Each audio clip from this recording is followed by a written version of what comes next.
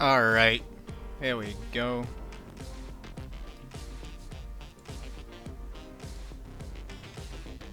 Alright, now we're live. There we go. Welcome to the Kappa Council, episode 2. I'm Scream112. With me today, we've replaced two of the previous week's guests, and today we have Joke SE, I guess is how we pronounce your nickname. It's hard to tell, but it is a J, a 0, a K, a 3, SE. So you put that after twitch.tv/ and you'll find his channel and his stream. Next to him we have MrCubez, balance tester and also streamer. And holy shit, I hate saying your twitch.tv/ stuff. It's apparently not Mr.Cubes, because, you know, who wants an easy to remember Twitch channel name? Like, I know nobody likes that. Just go there and bookmark it. And JoyfulRogue, also streamer over at twitch.tv/JoyfulRogue, back from the past, and also last week. He and I are the ones sitting firmly on the council so far. The founding members. The founding members, yes, yes. How are you guys doing? Everyone's good? I'm very good. I'm happy I got Cube's color, because I'm gonna... Ah, yeah. I didn't say what colors you guys got. You'll have to see that yourself. Me and Joyful has the same good old colors that we had last time. There's been no balance to our cards. They're still the same cost and everything, all legendary. I'm still really cheap. You're still really cheap. I'm the cheapest. That's true. I have to be the best card, right? I cost the most. Come on. I mean, yeah. Well, yeah, like what, like Krog? I mean, which yellow card does cost 9? There's like nothing. None. It's like, Nothing. I mean, the closest is Aserai, so I'll take that. oh, yeah, That's he's fine. The giant? No, that's 11. No, the giant, the Colossus are I guess 6 now it's 6. Yeah. Pay to win podcast. But yeah, give a short description about, you know, who you are and what you do, Joke, so people know who you are. Alright, so I'm Joke, and I started playing Faeria in the end of February. I played a little bit back in 2013, but that was really not a lot, only against friends and family. And so far, I enjoy the Kind game of family. Your parents? No, unfortunately, they are a little bit too bad at English. Otherwise, maybe they would have played. Yeah, I play with cousins, brothers, and I started streaming also on Twitch because of Faeria, and so far I really enjoy it. Yeah, you're also pretty good, and you play a Fatigue deck. That's just disgusting. That's so much fun, and I think it might be even kind of good again now that the Colossus has been changed. We'll see. We're gonna talk about that. And MrCubez, who are you? And Yeah. Well, hello. I'm like one of the old guys. I like back from like the ancient times, or the dark times, as Dan calls it. I've been around since Faeria started. I was a Kickstarter and everything. I've been testing the game ever since it went out of like playability, and then I was contacted by one of the developers back when they wanted to start introducing people from the Kickstarter into the newer versions of the game, which is now developed into what we're playing today. That was, what, 1.5 years ago, I think, the first time I tested. And then I've just been regular testing since then, so yeah. And I know my Twitch name sucks, I'm sorry. what is the story behind that? Okay, so my Twitch name is the name I got from my public school to log into the school's computers. So my name is Christian. So the first, like the first letters in the name is my name shortened. The letters, or the numbers, sorry, they're like my serial number or my student number. And then F was the class I was in. So that's like my identity for public school. Oh, God. I still use the same password I got from back then too. So which is? it just kind of stuck. Oh, almost, okay. I tried. Worth trying anyway. Alright, well, maybe you want to give a brief introduction as well, Joyful. It's been 2 weeks. Yeah, all right. So I'm JoyfulRogue. Welcome, guys. I stream Faeria in the European evenings. And apparently, not only I got into God rank a couple of days ago, but I'm all set for another full month of streaming. Oh, nice. So You I'm gonna reached be the goal. around. Awesome. Yeah, I Awesome. did. Yeah, There's gonna be plenty of I guess you're players the only for- one on here who actually is pushing the envelope on actually trying to make a living off it. Yeah, and it's working so far. Yeah, I well, love it. you live in a cheap country too. I do. That's the only way it works. I would not do it in Sweden. No way. Oh no, there's no way. I wish. Maybe I should just move. I'll just find a place in what is it, Poland? It's not a bad country, as long as you're ignoring what goes around you in politics. Ah, my colleague, she goes there like every other week. All her family's over there. And she's basically telling me, oh, it's so good and great as long as you ignore the politics. I'm like, okay. Yeah. Yeah. All right, and yeah, I'm Scream112, host, streamer here on the channel you're watching, Metagamingtv. Hit the follow. I stream a lot of Faeria, as well as the other guys here. Probably didn't get enough time in to be, as what do you call it? Like involved in the current meta. I played yesterday. I played today. I played some earlier this week, but yeah, I've tried so many different decks, and but maybe it's a sign that once they make a balance patch, that the meta gets people just don't know what the meta is. It takes a while. I mean, it took a while even for the Yak attack to be a problem in the previous patch. So yeah, maybe that's it, because right now I'm not even sure what is the strongest and not the strongest, and maybe we'll find out here today. The thing is, it feels to me like it's changing like every 6 hours or whatever. Right? Oh yeah, it For changes play. so If- fast. To me, it Yeah. feels like if somebody posts something in deck sharing on the official Discord. So yeah, if you're watching this later, there is an official Discord. Join it. It's basically where everything is up to date and happening. So somebody shares a deck, there's a chat just for sharing their decks, and honestly, like, somebody's like, oh, here's this that got me to God rank. You see, like, every other opponent playing that for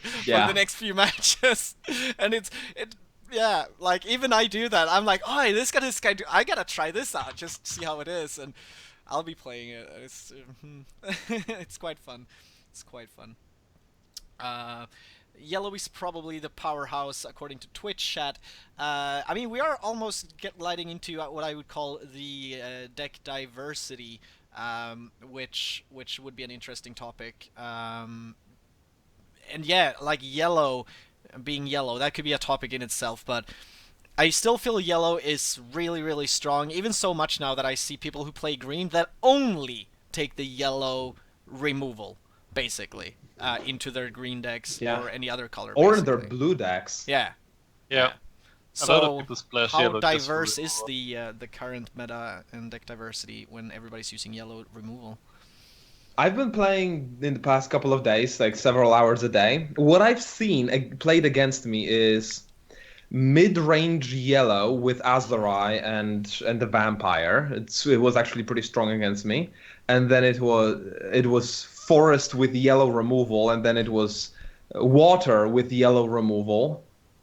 And then people tried some red blood rush that just didn't work much. There was some vicious, but yeah, there's mostly just green with yellow removal, blue with yellow removal, and then there was yellow.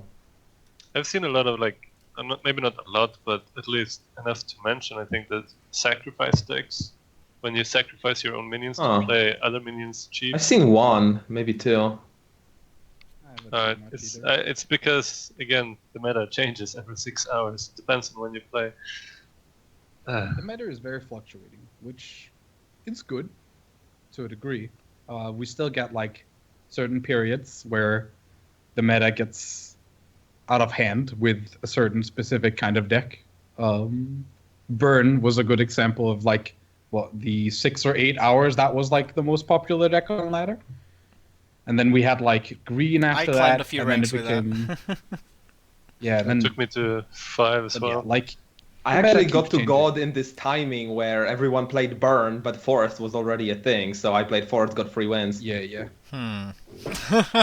I actually take advantage of people like like sharing their decks and saying, "I got to God," and then I was like, "Okay, so my opponents are now playing this deck. Oh, now I know yeah, what to do to that's beat true. it." Just Oh, the counter it. meta strat. Oh, you heard it here first. It's quite Like, hard I- though sometimes to. Interest. You Now, gotta post it you on know what Discord I'm gonna now. do. Kappa Council I'm wants just me gonna to drop. draw Hey, the meta I'm gonna drop a strategy. really bad deck in deck sharing and go like, this can be the god red. And be like, just see people play it and be laughing as I defeat them. Like I'm still just playing burn, so I'm just waiting for someone to drop like a deck that doesn't contain healing or is aggressive, and then I just like, okay, free ones. Yeah, And and then I even if keep they playing. heal, your burn deck, it's so strong.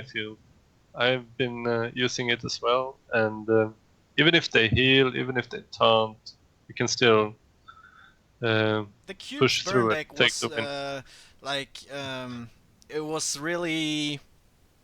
It reminded me of how the vicious stuff was working, right? Like, it was all these indirect orb damage too. So, I mean, you took away stuff, sure, but like I had an opponent who just creatures around the orb, and yet I was winning because I was still just hitting his orb with all the Rebel Slinger, the Grim Thingaliding that is taunt and does indirect damage taunt. Yeah, like, it's just all that indirect damage. Oh yeah, Soul Drain.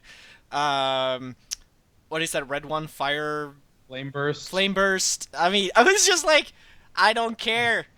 Like, Yeah, it's never enough to defend against the rush. You always have to go aggressive or you lose. yeah, and you're not even rushing so much. I mean, you are rushing with the one Cubes made because it had a lot of yellow. Like, you did rush, but like even like you rushed just to get enough face damage in that you could then kind of be like, well, now I don't need to hit your orb as much because Yeah, it's basically like you rush, get them down to like 12 or lower or something, and then you just like sit back and like look at your hand and just like count damage. Like, okay, so I have 14 damage in my hand. Now I just need the Faeria to pull it off. That's exactly how it plays. And I mean, Runin's Shrine has started popping up a lot, I feel, and I think it's because of all the yellow rush and the burn decks. Rune Shrine has always been a good card for anything that runs creatures to slow down and to protect yourself against aggro. Yeah. I mean, some time ago, everyone was playing green-blue. Now that's not nearly as common, I feel. Is that because Humble Vision was nerfed?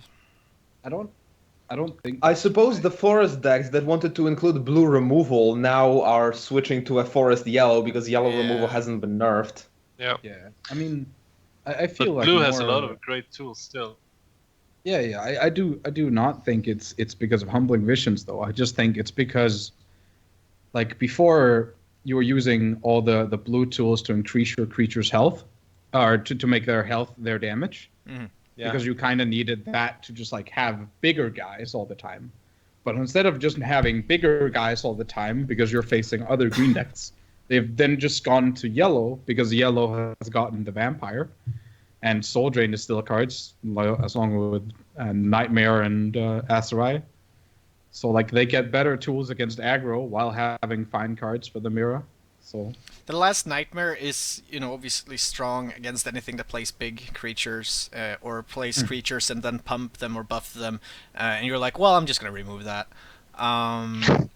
Yeah, it's such a dilemma when you're playing forest, and you're like, well, so this guy could die to choking sands now. Maybe I should buff him. Oh no, But then he's gonna die to the nightmare. Oh wait. yeah. Yeah. Like, do you wait with buffing him, hoping that he already man. he uses up his last Nightmare before you spend that buff card, or do you, it's so? I mean, I almost want to just remove the grizzly from my deck. See, what you do is you start running Campfire. You heard it here first. Campfire makes the Wood Grizzly go to 4. It doesn't die to choking sands. Then it's an equal trade to Last Nightmare. equal. Not Yes! the worst idea. Except you spend an extra card. I've been thinking. Well, sure. Here's theory. We're brewing or what do you call it? Theory decking or whatever. Theory crafting. I've been thinking about the neutral card that gives protection. Safeguard. Yeah, because it also kind of prevents or negates an attack, removal. Like it does so much. Like, Well, it doesn't negate the choking sands or the nightmare. oh yeah, shit, that goes through that. You're right. Yeah, it's direct destruction. Damn it, you're right. Fuck. Have you seen any I've been three thinking about color this Damn it, 3 this- hours. I was like, oh, protection. I'm so sorry, man. I had to do it to you. The sooner the better. Yeah. It's like ripping off a I bandit. still You think just- it's a card that could see use because it gives so much value to have creatures survive a whole, like, don't take damage for a whole turn. It's really good when you've got high damage creatures. So you make this really it's a big very trade cheap and card. not lose it. I think it's something that will find its way into the meta.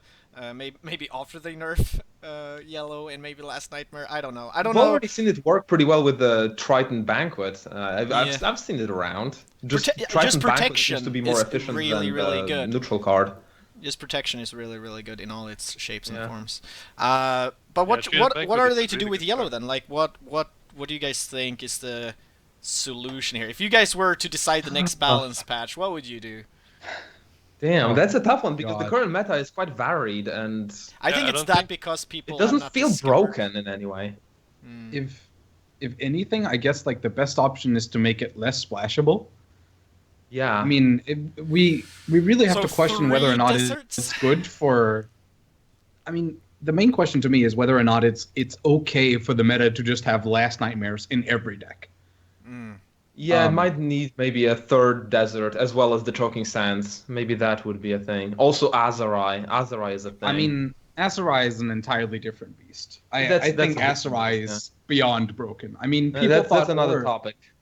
Yeah, I think the dragons is all like a little bit like like they're so different, but they're also so differently good. Like I mean, the blue one just sucks. Azarai really Like, stands out, the blue though. one went from being considered one of the best because Yeah. it was insane with famine to just like the worst. Uh-huh. Mm-hmm. But I think the Yellow Dragon will see some changes. It will. I think the dragons overall But might. have you guys seen any 3-color decks? I've seen decks that like Not at play my two level. colors and then they play green because they need Runin's command. Like Huh. That's a that's thought. about it. But I have a question about staying on Last Nightmare. Then is like, do you Sure. guys think that Faeria, because I think this. I mean, I'm not sure if it's a hot topic or potato, but should a game like this have such hard removal that just kills and takes away anything? Yes. I say absolutely. Okay. I mean, It does, but it really needs to be balanced carefully. Maybe a third desert so that it's themed towards a certain faction rather than available for everyone. Maybe. Like, So you play also- against yellow, you see yellow, you're like, okay, now I know or should expect that he's running that. But oh, he's putting down green. Yeah, Then you exactly. shouldn't have to expect that he's gonna obviously run the yellow removal. like basically in terms of when you're supposed to expect cards, it's whenever your opponent puts down one land.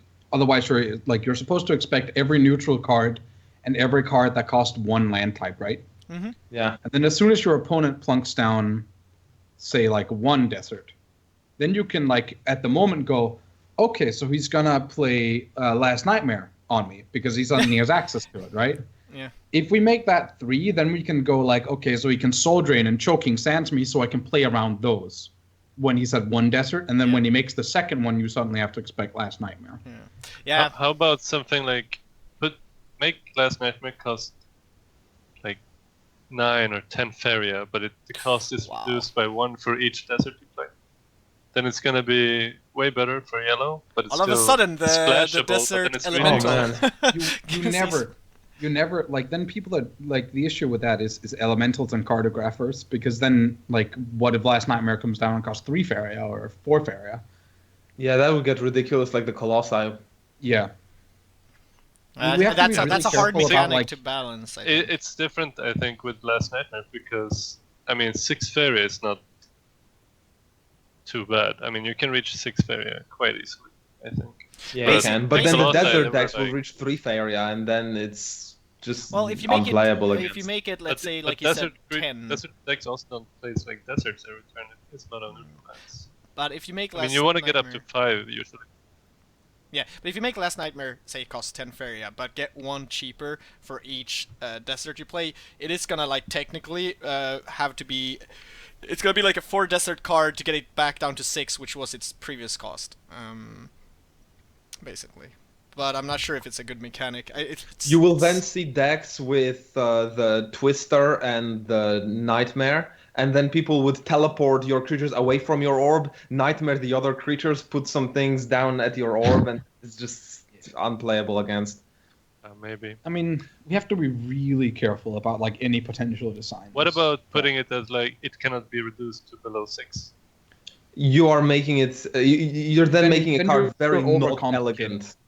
Yeah, you have to be really careful. Yeah, when you that's design really these like cards. elegance of design. I think what they should try, since they're trying things out, would be to just increase the land requirement with 1, so have it be a 3 desert, I would just really to get make behind that. to make Last Nightmare actually be a yellow desert card that is really hard to play in other decks.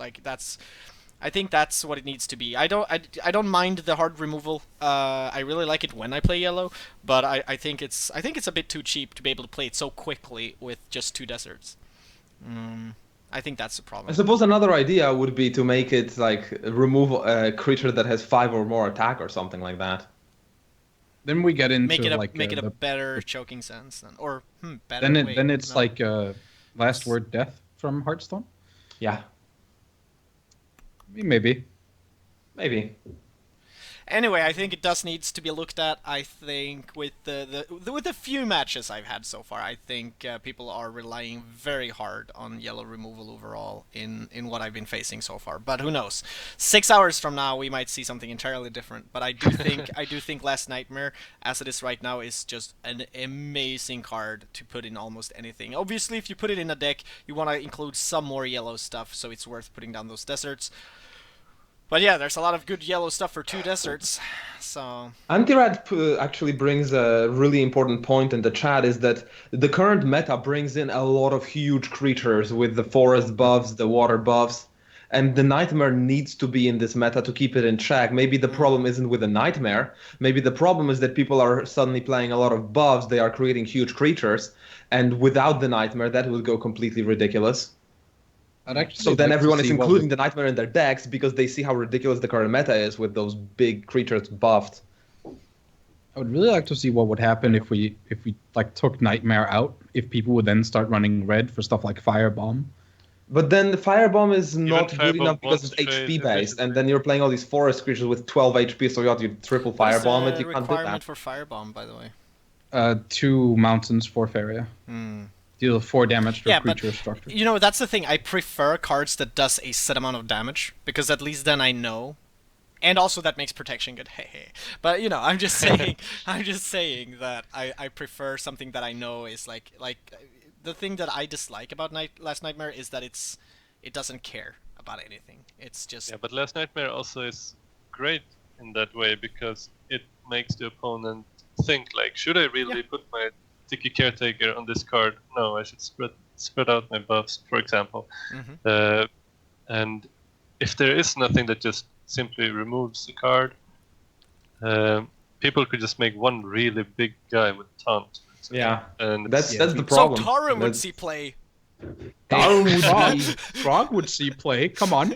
Everyone would run away from it. Choking sense obviously chokes Krog.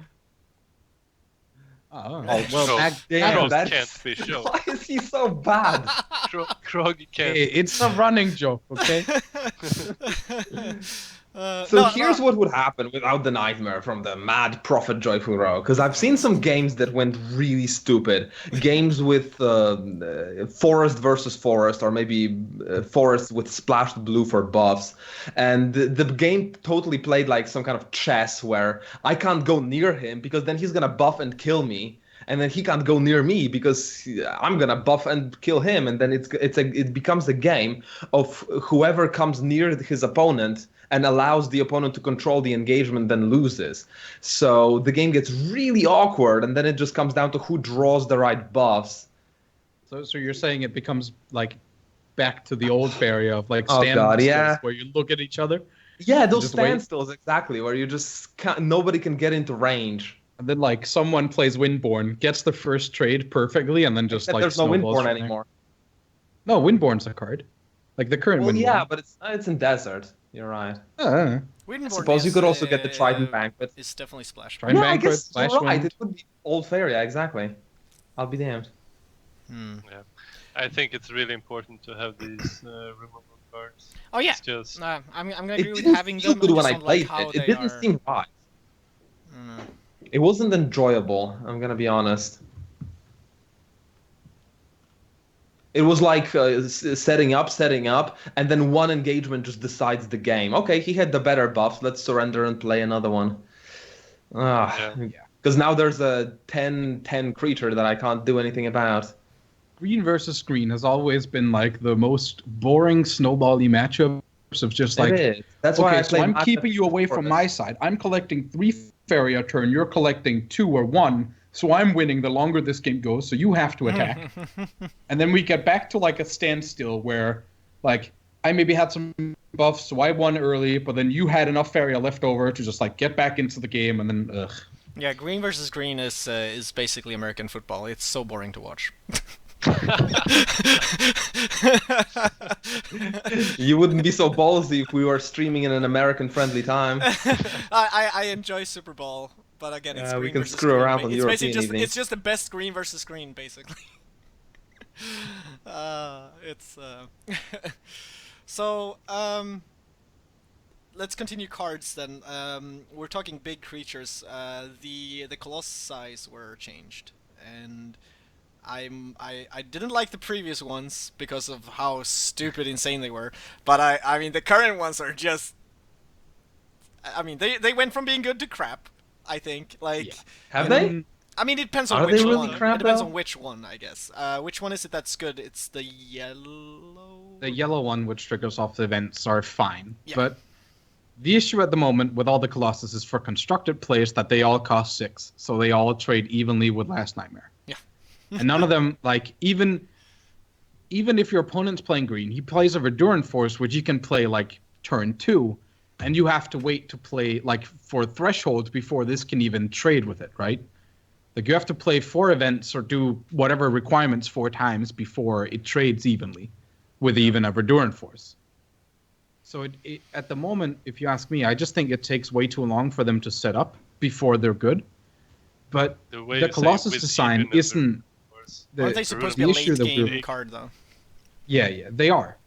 And like we were really concerned when we were like trying to design new Colossuses about like what if we just like had one that then really easily got up in attack? Would we just have like the opponent put down a 20 attack Colossus next to my orb and I would be fucked? So like it's really hard to balance these, and that was obviously an issue with the old ones. I mean, the old ones were only really an issue because of the blue one, which was obviously well. Because I think they I just wouldn't say think- that. I mean, yeah. the Mountain was also doing really good with the Vicious deck with the Red Colossus. I think the red one might still be That really didn't good. just Such a big finisher for a deck that doesn't even need a finisher to be good. Yeah. It might still be a What- very good what red the- card. What the Colossi need is extended thermal lance so they get range. Imagine the Colossi with range. That would be awesome. Hey, Cannon Carrier is a card, okay? That is a card. It is. You can actually do that. But why am I guess that would be changing a topic. But why am I not seeing any ranged creatures in Constructed? Ever. Like that mechanic. I saw doesn't one even today. I exist. saw the 2/2 neutral ones played against me in a green deck, and I was like, okay. And then and then all of a sudden he became a 7/7. I was like, fuck. I don't know, The issue with green is that, or the issue with ranged is that they're all very good at controlling space. So they're all really good in like matchups where you're far from your opponent, right?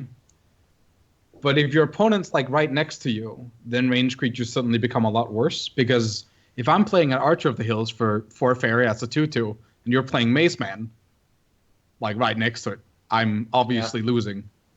Doesn't work so well on a smaller map now with faster matchups. I think it's very meta dependent. If we had a meta that was like really slow, I think we could see some really use of like fire elemental, Like for instance. Luduin, slow. Yeah, like Yeah. that kind of slow. Or Or some Like- structures that produce money, like in the old Faeria. oh my god, we have Swag Beetle back in the game, so be careful. I saw him trying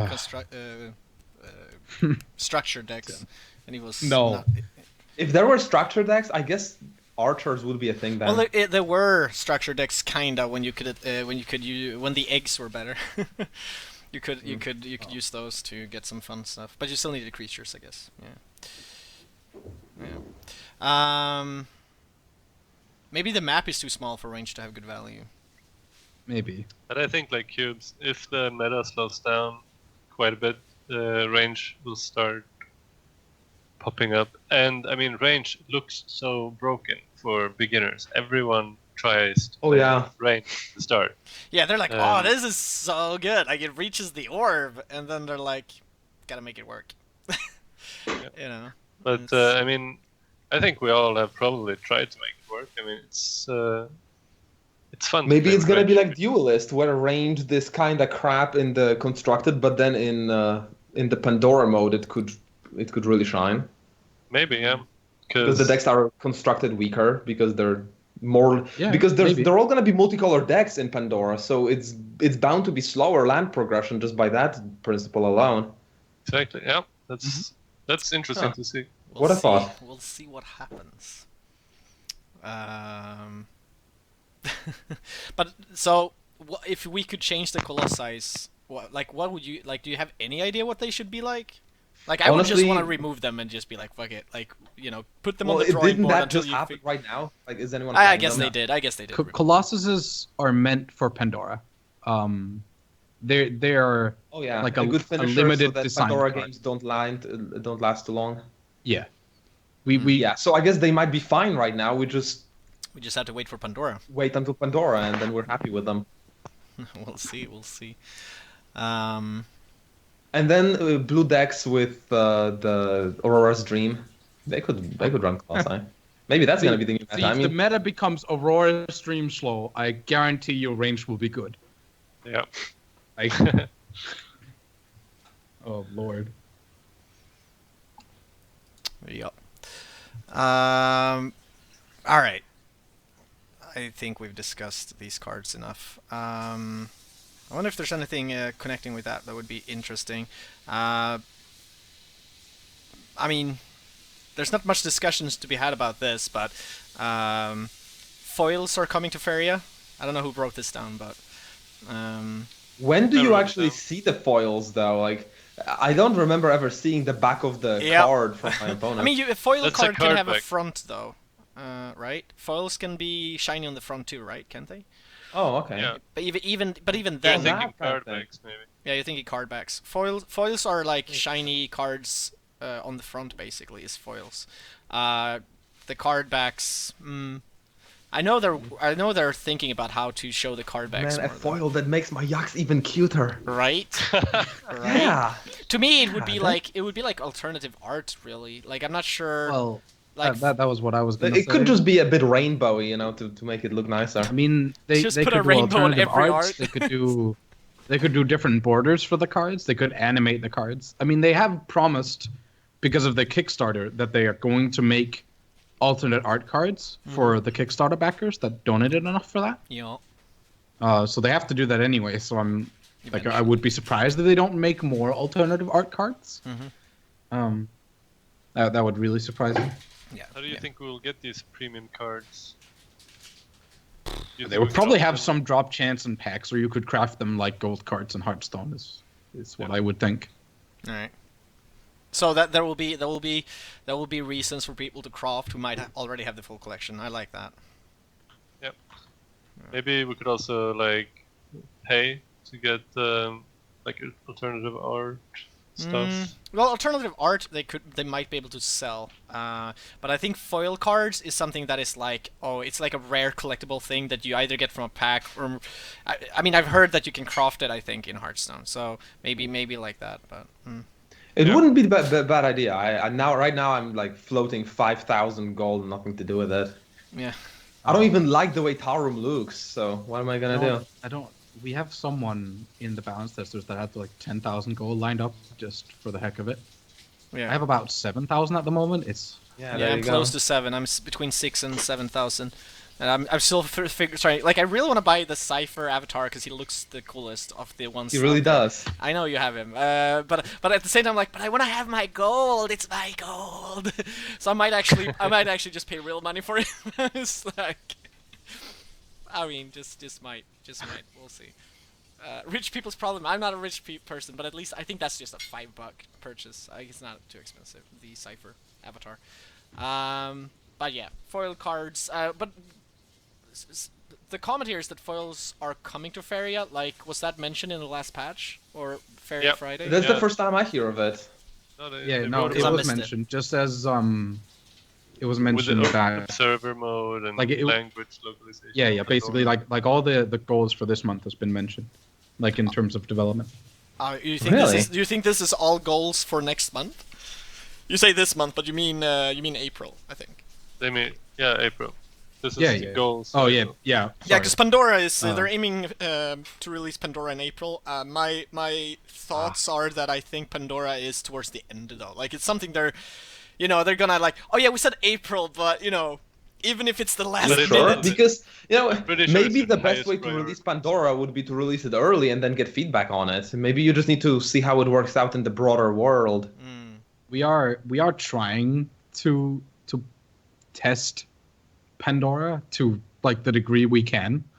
We're obviously How not much like can they test in the very, very limited pool they have? Like it has to be released eventually anyway. Once they are happy with trying whatever it is. is all I can really say. I mean, we're not like 200 people that can test this for days on end, so we do Another our best. consideration about releasing Pandora would be that for the past week, the player base of Faeria has been shrinking rather than growing. So we have reached the peak, and now we're falling off in terms of player base.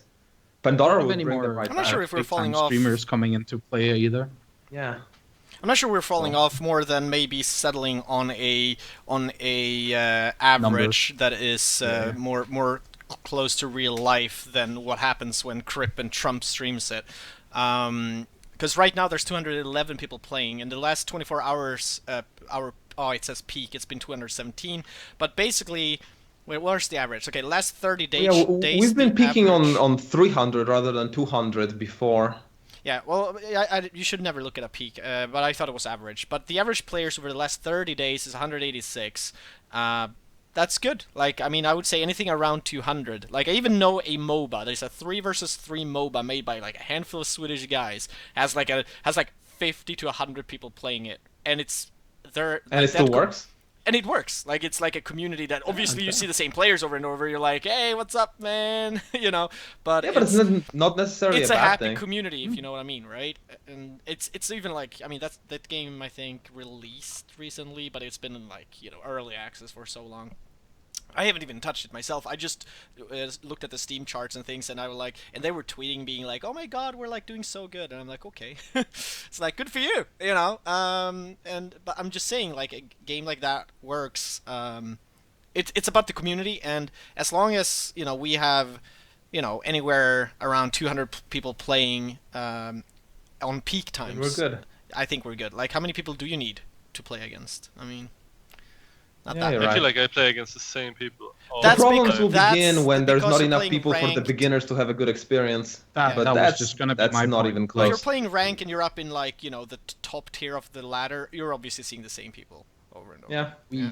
We have the Yeah, issue sometimes I because- see this like, who is this guy? He's number 12, God rank. I've never seen him before. What? Yeah, I'm 12. I'm ranked 12. Let's say between 15 and 10 because I'm just pending there. But I've been on 12 like for the last week. And I obviously face people all the way down to I think one time I saw rank 20. Otherwise it's been like rank 18, and then I meet people all the way up to rank almost 5, I think. Like, at least up above 10 and above. I think rank 5 is the highest I've faced. So I see a lot of variety in who I face, actually. Yeah. Theoretically, this ranked system should only work correctly when you're playing people of your own rank. I usually we do defeat have the ones issue- higher ranked, and I usually lose to those lower. I don't know why. I don't know why. It's because they're not playing decks you're expecting. That's why. Yeah, it's probably. I But don't. yeah, Maybe it is. I don't know. we, Or we do have the issue with this ranked system because we have like save spots yeah. that it is Oh, very rank like 10. we can. I'll be like, he doesn't care, right? Like he can just be goofing around at the point.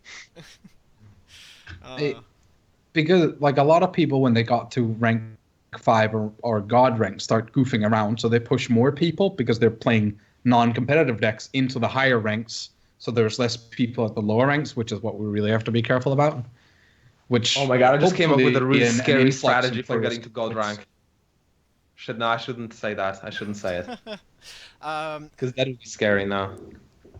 but what like so again, player base wise, number wise, people obviously can't compare a game that is early access on Steam right now to a game that's been released or is released, stuff like that. I mean, Faeria is going to be free to play, free to pick up and play, hopefully in September, which is what they're aiming for.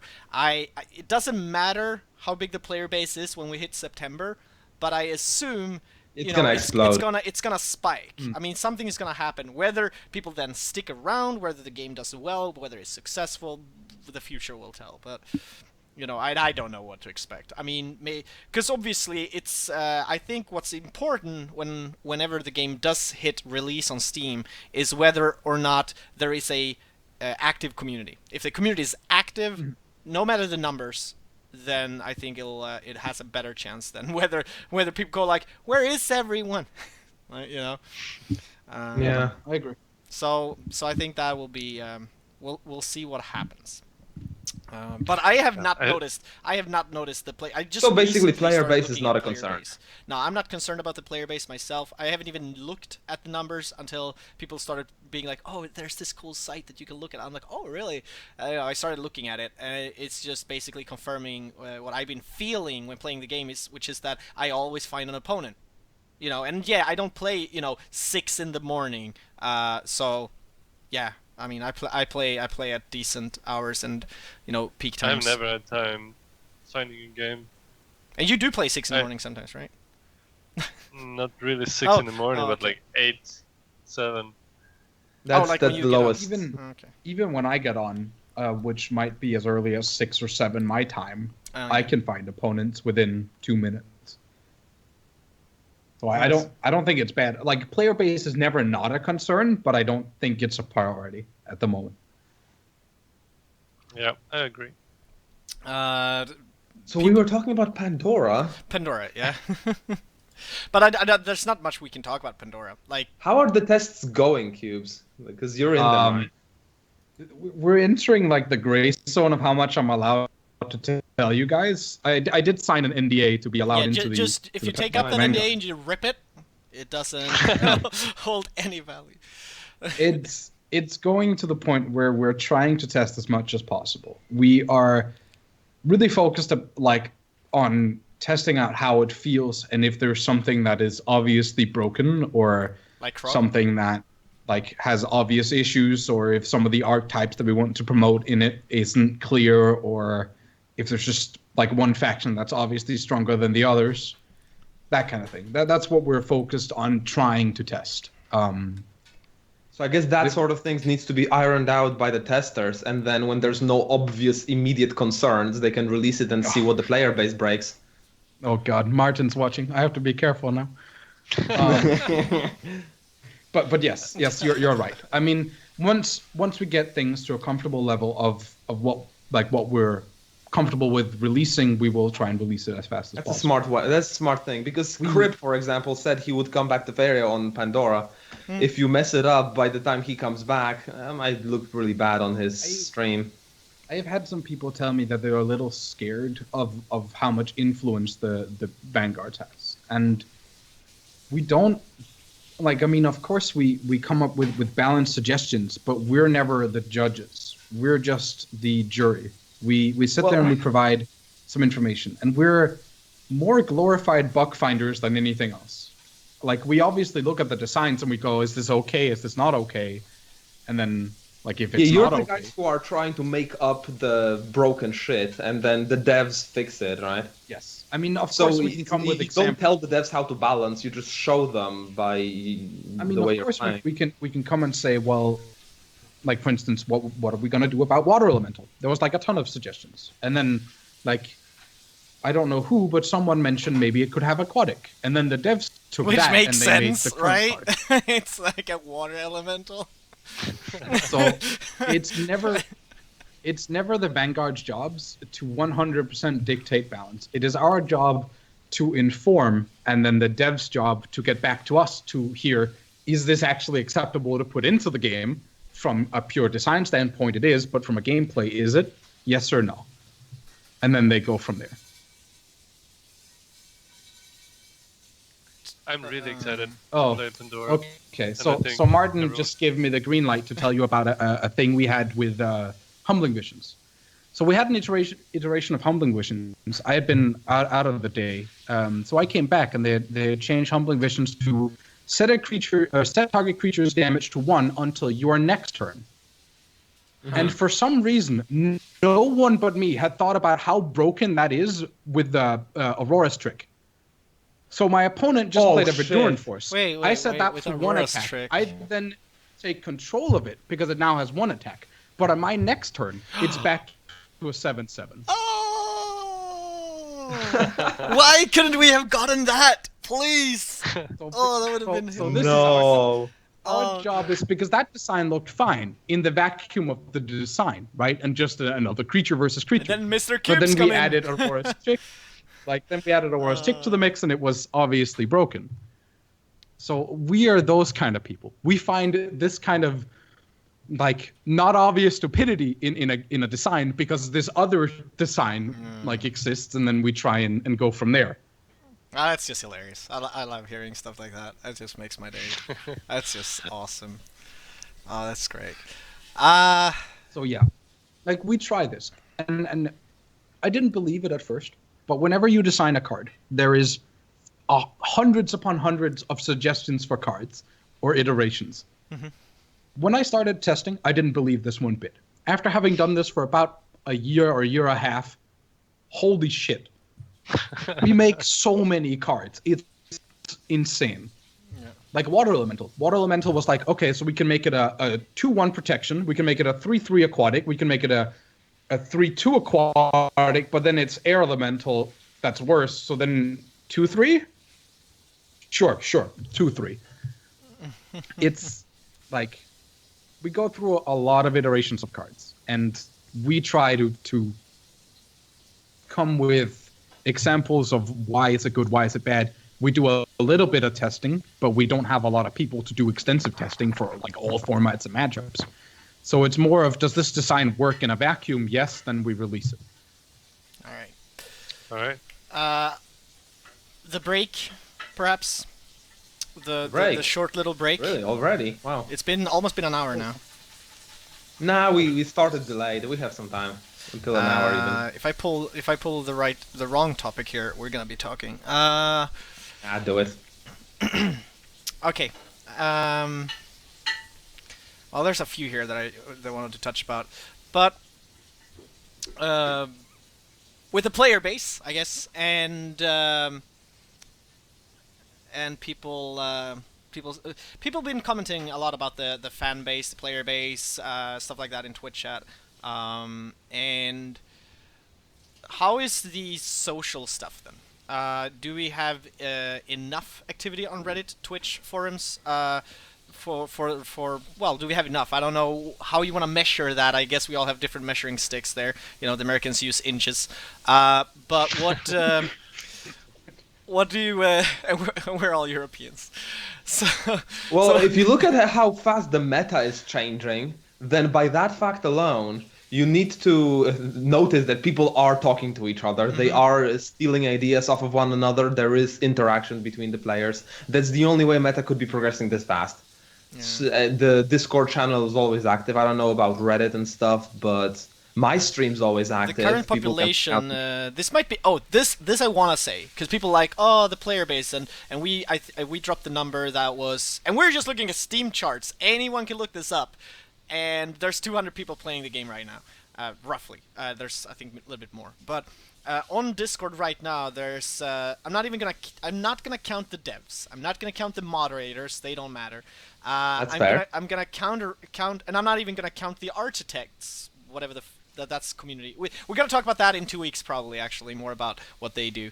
And there's 271 people online on the official Discord. Obviously, 271 people are not playing the game. I see this guy is playing Tom Clancy: The Division. Those people are active in the community. Otherwise, they wouldn't be there. They're active in the community. They would not be on the Discord unless they were interested in the game.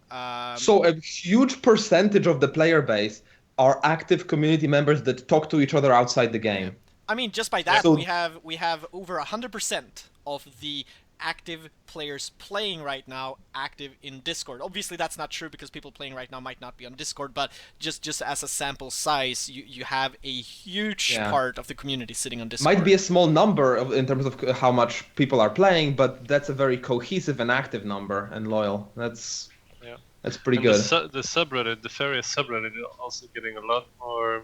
It's getting more active, especially after Colento, Crip and Trump played.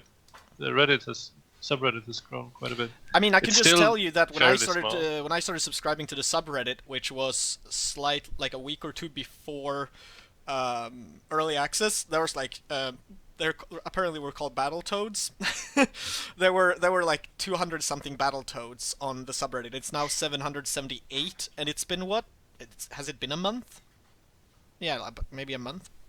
I don't know when it released on early access, but the subreddit is growing, and you always gotta view the subreddit as a sub of the community. I don't think there's any game where the Reddit forum or subreddit is the biggest part, but it's always a part. And yeah, we're getting close to 1,000 people at least being subs on the subreddit, and I think that's. And there's posts every day, so it's. I think the Reddit is actually growing in activity. And about like Twitch, I like to hop into people's Twitch and just talk to them for a little bit. I see a lot of new players streaming. Like yesterday, were like 4 people, I think, streaming the game that had like just started. So I sat with them in the chat a little bit, talked to them about the game, and I feel also like. When people like JoyfulRogue is streaming, you get kind of a lot of viewers, right? And it has been growing. People are enjoying watching Faeria, and I'm really happy about that. I mean, we're having 70 viewers at the moment, which I think is great for this podcast. In this, I mean, the community is a small community. If you're gonna start comparing to other games, Faeria is a tiny indie game with a tiny community, but it's a very active community. That's all that I care about. Like, is it active? Like, does it feel fresh? Is there people talking every day? Do I get a response if I post something? Yes. Then things are very healthy, and that's the only way you can measure it. You can't compare it to Hearthstone, which apparently people do all the time. They did on my stream earlier, and they're like, yeah, Hearthstone. I'm like, it even pissed me off to the point where I was like, why are you here? It's like, stop it. And it's just like I said, it doesn't matter as long as it's healthy and active and alive. Like even if it's 5 people talking to each other, they're talking to each other and enjoying the time, right? But we have 270 people on Discord active right now, and obviously people log on and off of Discord as well. I keep it like 24/7, and then you have, like I said, there's like a good 200 people playing the game currently on Easter. One of the holidays which is actually not considered the most active gaming holiday. Easter is considered one of the lower active gaming holidays because people actually apparently have families. I do too, but I'm not there. I'm going there tomorrow. But I'm just saying that apparently in gaming, Easter is considered to not be the most active. That's why there's not many sales and stuff either. Like, there's not much activity. I mean, I'll be honest. I don't actually spend a lot of my time on forums, Reddit, and stuff. Most of my time either goes to the Discord, like streams, depending on who. It doesn't really matter who. Like, I normally go through the list, and if it's like Joyful or someone streaming, I pop in and say hi, and then I go to some of the lower viewer streams just to like see what they're doing and if they're actually interacting with chat or not. And if they are, I talk to them for a bit.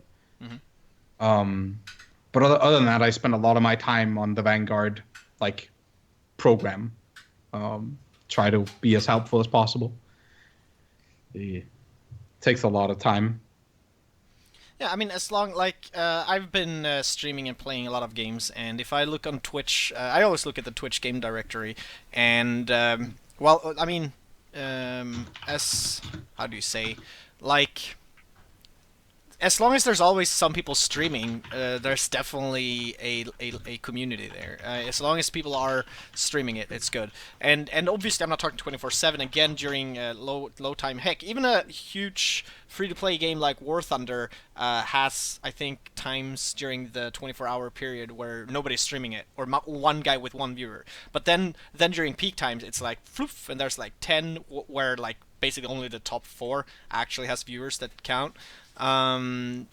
So, you know, basing it off all the experience of smaller games on Twitch, a game that does not get a single like any streams, unfortunately, it's a sign of a community not healthy. Usually for me, because then I have a hard time finding the active community.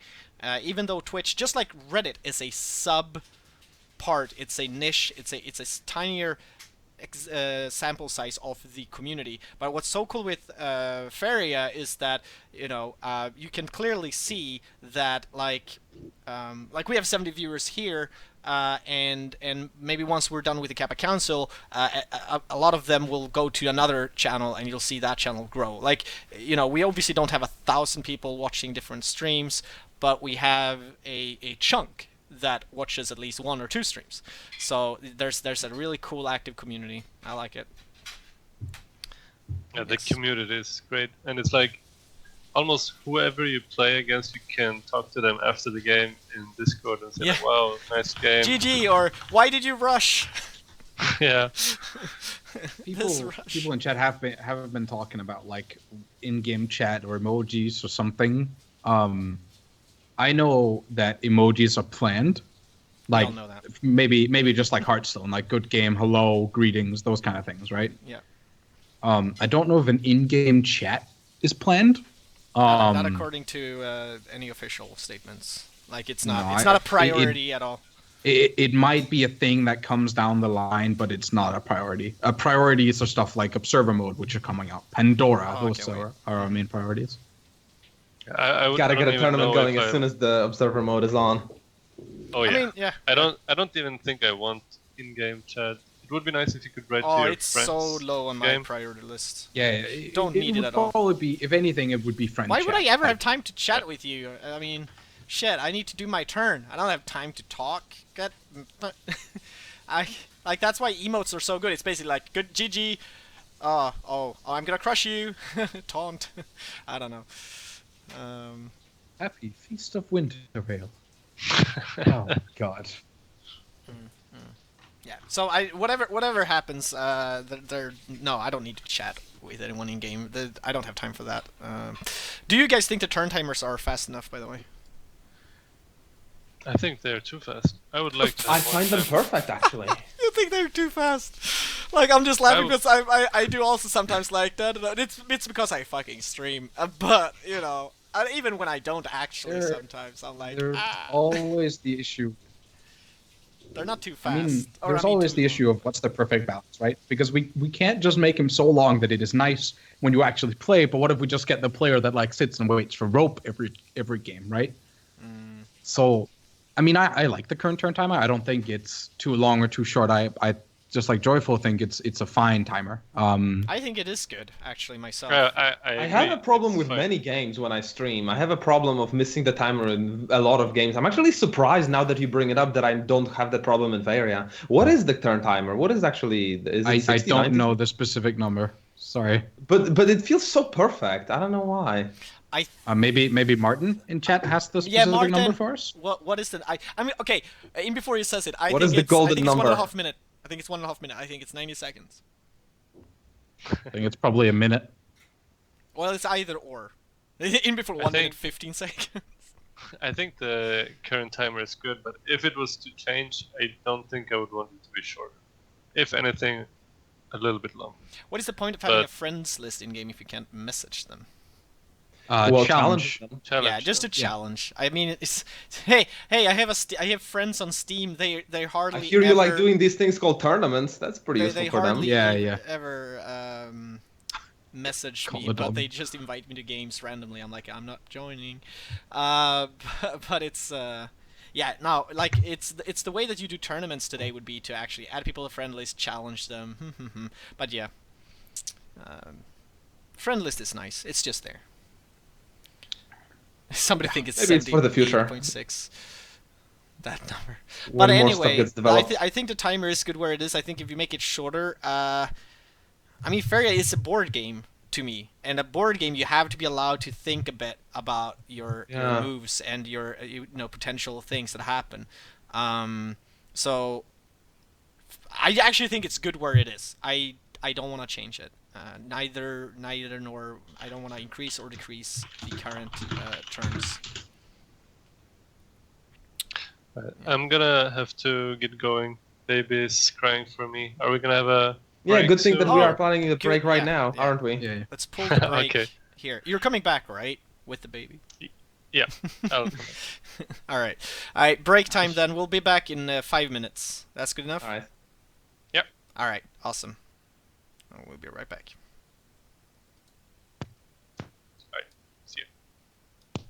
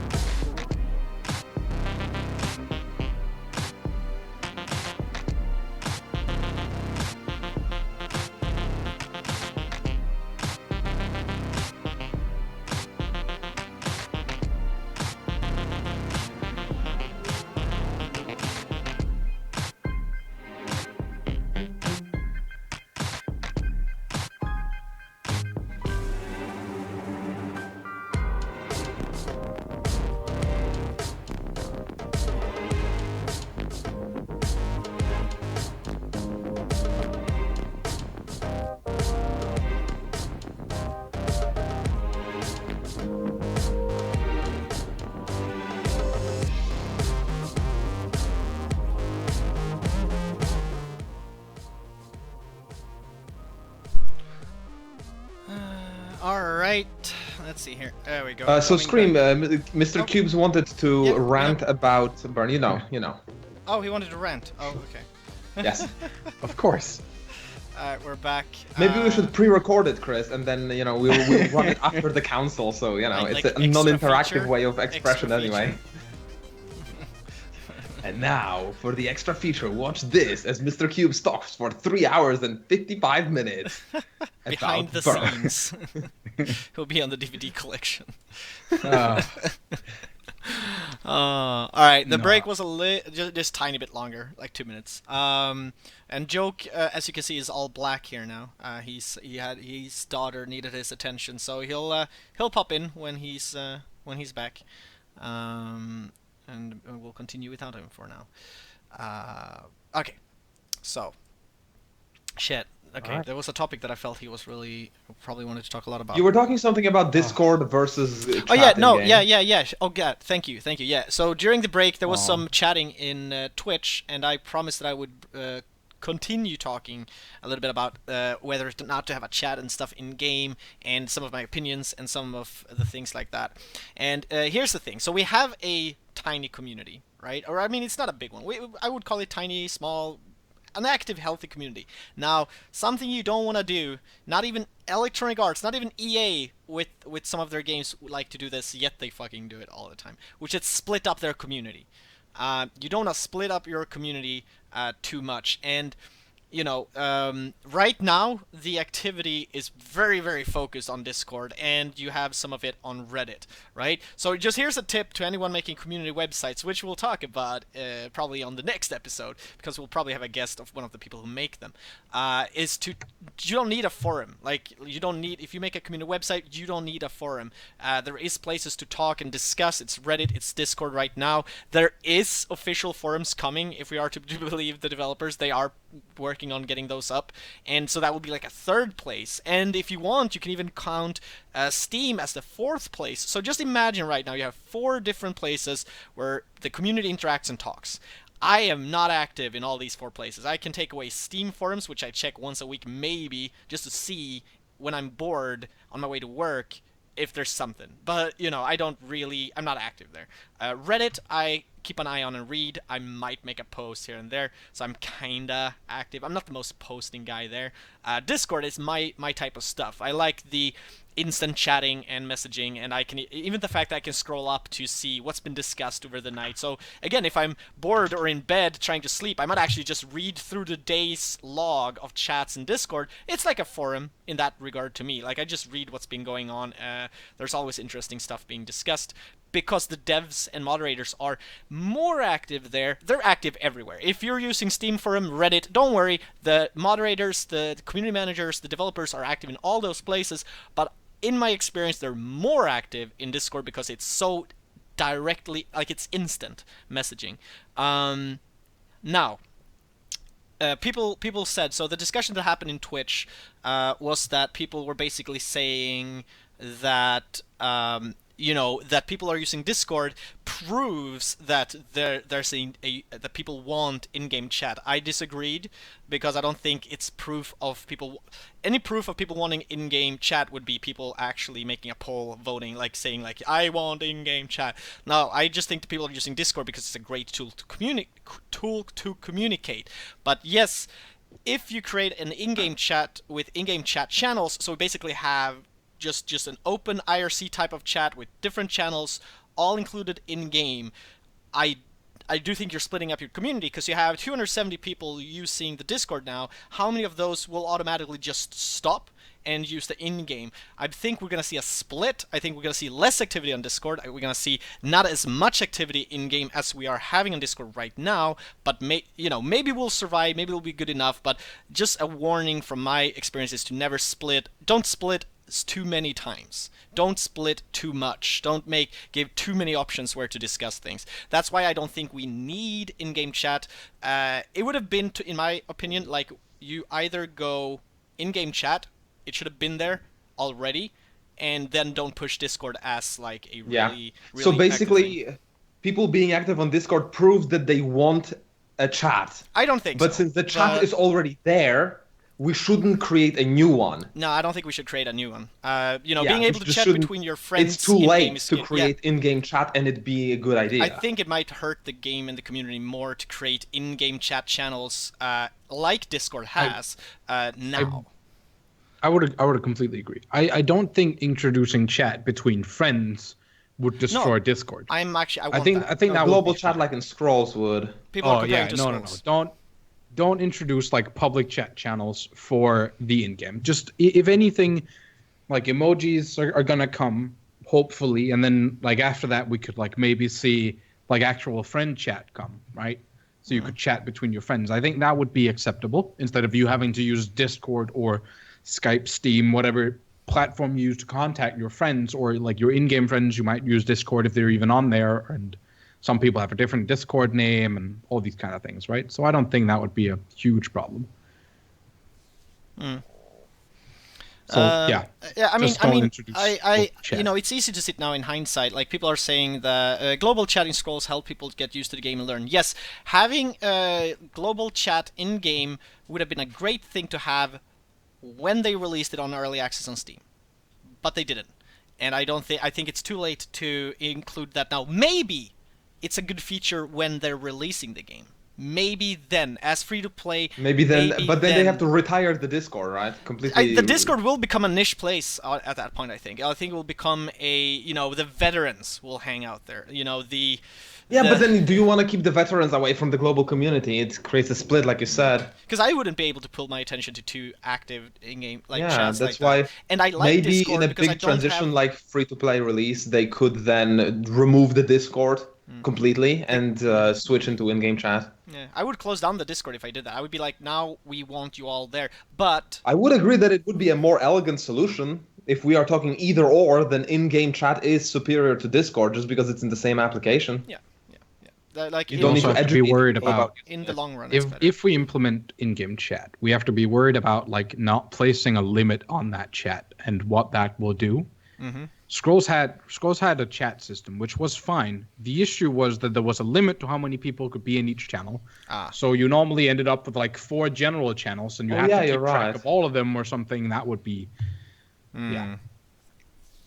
Yeah, it is hard. Like people don't know how taxing it is to implement in-game chat. Like just please mention the one game you played, which had unlimited amount of chatters in one in-game chat channel. And it actually worked.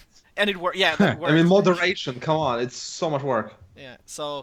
Yeah. Yeah. Like it's hard. Yeah. I mean, I can see the reason to have in-game chat, but like I said, I'm just looking at it from this standpoint. Where is Faeria now? What are the tools available? Where's the community speaking? And I mean, they at least have a Discord button. Like they at least have like, please go here to chat and talk with people. Like at least they're encouraging people to use that, and I think we can survive with that. I mean, because I don't think people will leave the game because there's no in-game chat, there's no person I can ask here. I do think enough people are they know to go to forums and places to ask questions. So I'm not too worried, but I'm not the expert. The only thing I would say I'm an expert at, which is to building community sites and community places and doing community work, which is don't split up the community.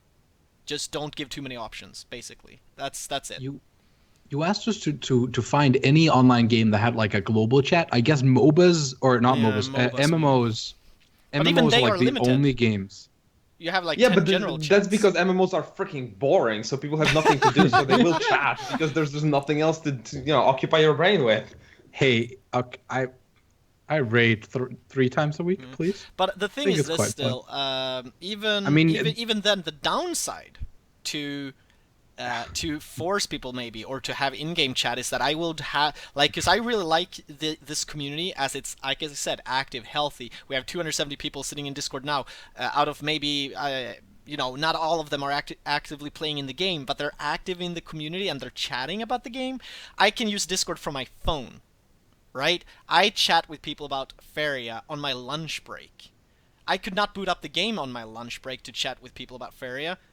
Right? I just really like the fact that, here's the thing. I think people are scared of Discord. Discord is new. People just look at, it's just like TeamSpeak. No, it's not. It's not entirely a VoIP. In my opinion, it's like, and somebody said it's a glorified IRC. Well, IRC is old and retired to this point. Like, it's a good thing. Twitch uses it in the backbone of their chat. It's a good chat system, but not many people are actually, you can't say gamer in general or all have IRC chat open on their computers anymore like they used to. No, Discord is taking what's good from many things and putting them into one, which is you can use VoIP. They're including friends list. You're gonna be able to call people just like on Skype. Oh yeah, it's just like TeamSpeak. You can use it as a VoIP and talk. But it's also just like IRC. It has different chat channels for different topics, different servers. It's all of that. And I think 5 years from now, it's gonna be like, you're a gamer and you don't have Discord? No, you're not a gamer. like I think it's gonna be very, very common very, very soon that everybody has Discord. And I think I think it's great that the Faeria dev team have seen that and realized that and been like, here's the best option for our game when it comes to interactivity between the community. Yeah, include chat between friends, but don't put in a global chat. I'm more worried about that than anything. So that's done. So that's that. Okay. That was mostly my monologue about it, because there was some chat happening, and that's just my opinion. I might be wrong. You might be right. Twitch chat. Those people in Twitch chat who don't agree with me, some people agree. We can't all agree. That's just how it is. And if you 99% of the time is not in Discord because you don't remember to open it, if you install the app, it will automatically run whenever you reboot your PC if you have that feature on, or you get it on your phone. Like there's so many options. If you have an iPad, you can get it on the iPad. Many options. It's up to you. You know, I'm one who sees possibilities and not closed doors. But all right, I'm hoping Joe comes back because I would like to talk competitive stuff, esports and things with him. I think he's very much into that, so I would like to hear what he has to say. What else is fun to discuss? Okay, what do you guys think? I mean, there's a special event in April. I mean, isn't that just the... Like, I want to say, isn't that the tournament? Or do they mean something more? No, maybe... Oh, yeah. I mean... Actually, they mentioned both. Tournament? They mentioned both. In the... Let's go to Reddit. The 1st of April is going to come around, and they're just going to announce that the big announcement for April was an April's Fool. Oh, man. If they do that... The longest setup to a joke ever. Hey, I did that for a year. I told my mom I was going to give her a special present the 1st of April. I gave her a box with a note called, like, April's Fools in it. So that's it. Man. That must sting. Pandora is coming, language lookers, premium cards, observer mode. Special April weekend event. Oh, we plan to start... What if they did a Pandora tournament? And then it would be so random. It would be very random and very cool. Nobody knows I would like it. It would be fun. I'm not sure if it's possible in the way. And then all the balance testers will play it because we've been testing it. And it's the win. Oh shit! Yeah. That wouldn't work. Anyway, they plan to start April off the right way. They say, expect a special event coming your way next weekend, and this was posted this Friday. So basically, next weekend, which is 1st, 2nd, 3rd April, something is expected to happen. Wow! What will it be? April Fools. Guaranteed. It is the 1st on Friday. Oh god, if it's April Fools. What would they do? It would be so pissed. Balance There's gonna be something happening in April. You may as well go play something else. Oh, they're just gonna release like a massive balance change, like immediately changing the entire game. I guess it is massive. Just what is it? All the dragons get +5/+5 just buff Krog, make him 12/12 for 6. They're just gonna make the game Tavern Brawl for a day. I mean, come on. The day-night cycle comes back. Oh. Whenever you play a spell, gain Faeria equal to its cost. Maybe they try the new meta where everything costs 0 Faeria. Like, just 0. Don't need Faeria wells. Everybody would run, like, Tail of the Old Turtle and Wisdom. Oh. I would run Spell Whirls. For, like, no reason.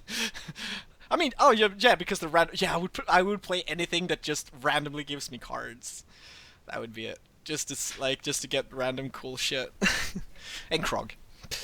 I don't know. It's too early for Pandora then next week. Yeah. It's not Pandora. Special April weekend event. And for observer mode as well, so it's not gonna be a tournament. I mean, it's its own thing in their Faeria Friday post.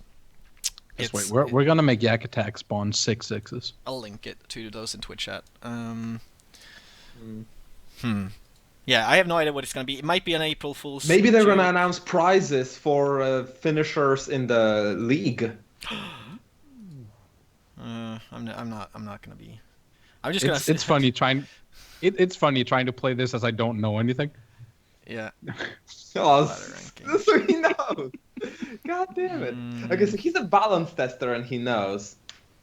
So What else do we it have? must be something he has tested. No, I know a lot more than just balance.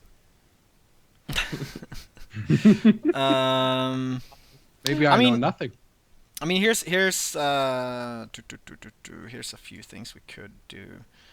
One of them being, I mean, I think this is hard, but this was actually okay. So this was, I can't remember. I think it was a GM. Is that how you say his name, by the way? The developer. Yeah, Jim. Jim. You just say Jim. I say GM, Jim, whatever. Jim. Weird Look, name. he's French, okay? Yeah. Or he's Belgium. Like, at Anyway. least Martin's name is pronounceable. Yeah, Martin. Yeah. So with Jim, it's basically you're gonna mess it up anyway. You might as well just. Yeah, you might as well make fun of it. I'm gonna start calling him Jen. Zim. I'm just gonna start calling him Jen. Jen? Genius. Yeah, the artist.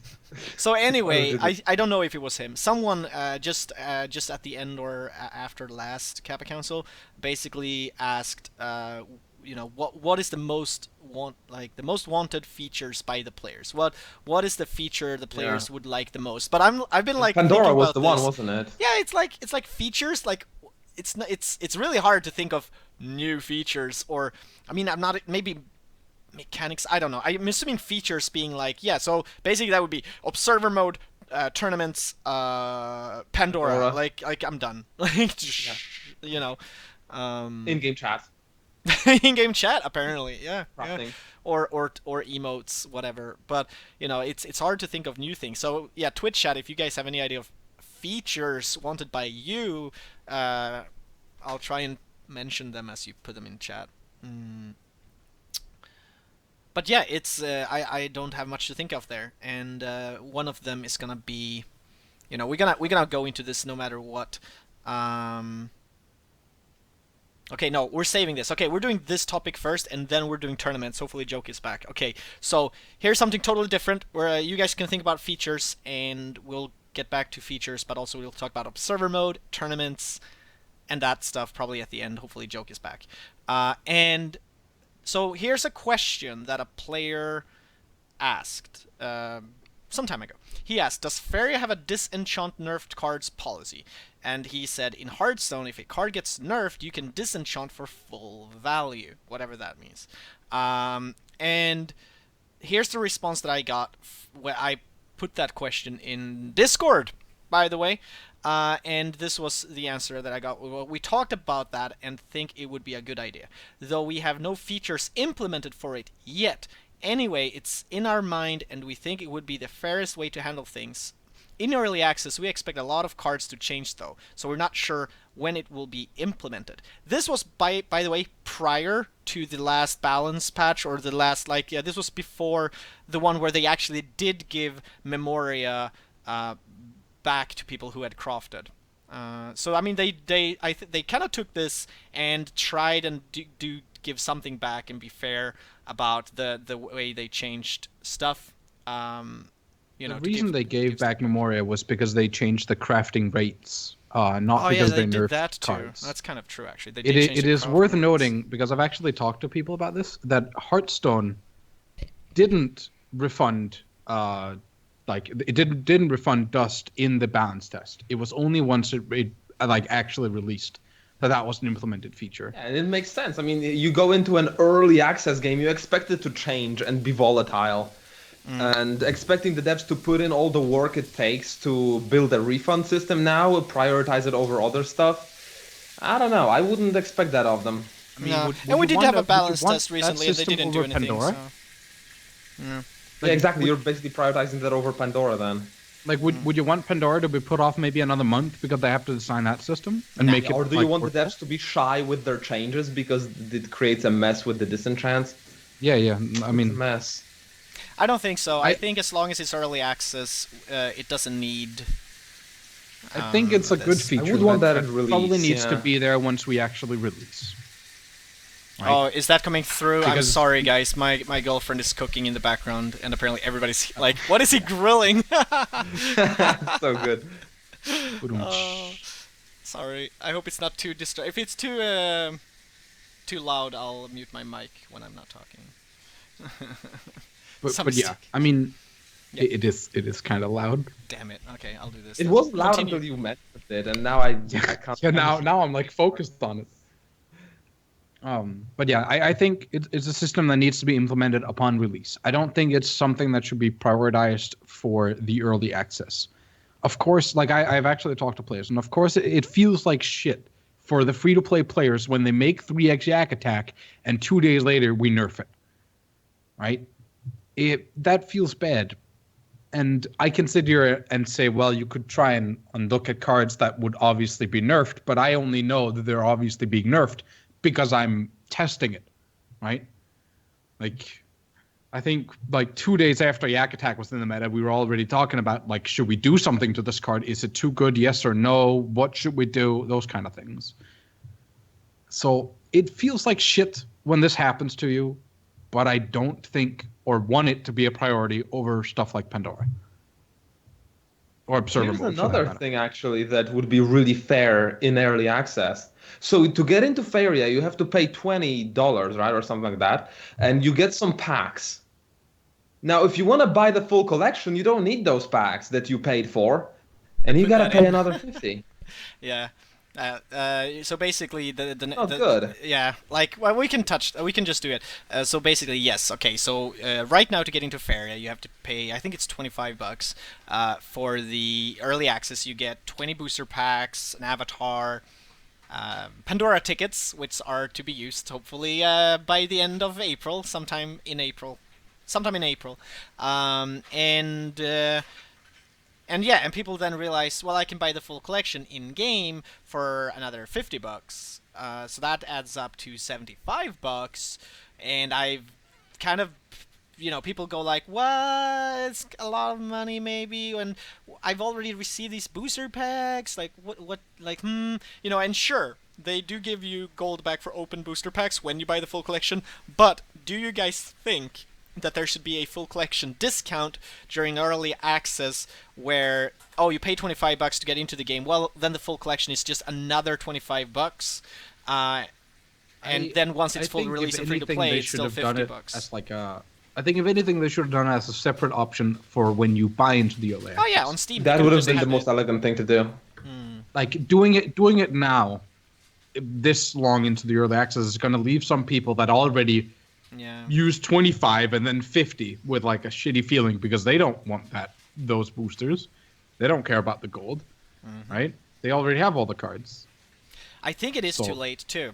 This is one of those things. It's unfortunate that, because I agree on the feeling.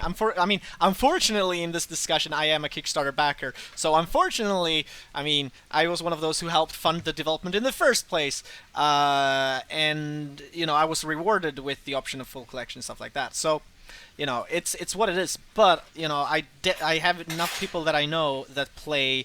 Yeah, she's breaking down the kitchen behind me. I know that people before me, or friends that I play with, who had to get in the other way, they're like, it's an iffy feeling. If they've been playing so many card games before and they're so passionate, they're like, $75 is nothing.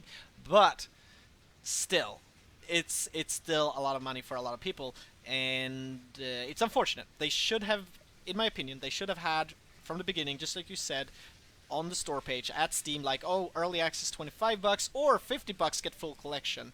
It would probably be more than $50, maybe $60.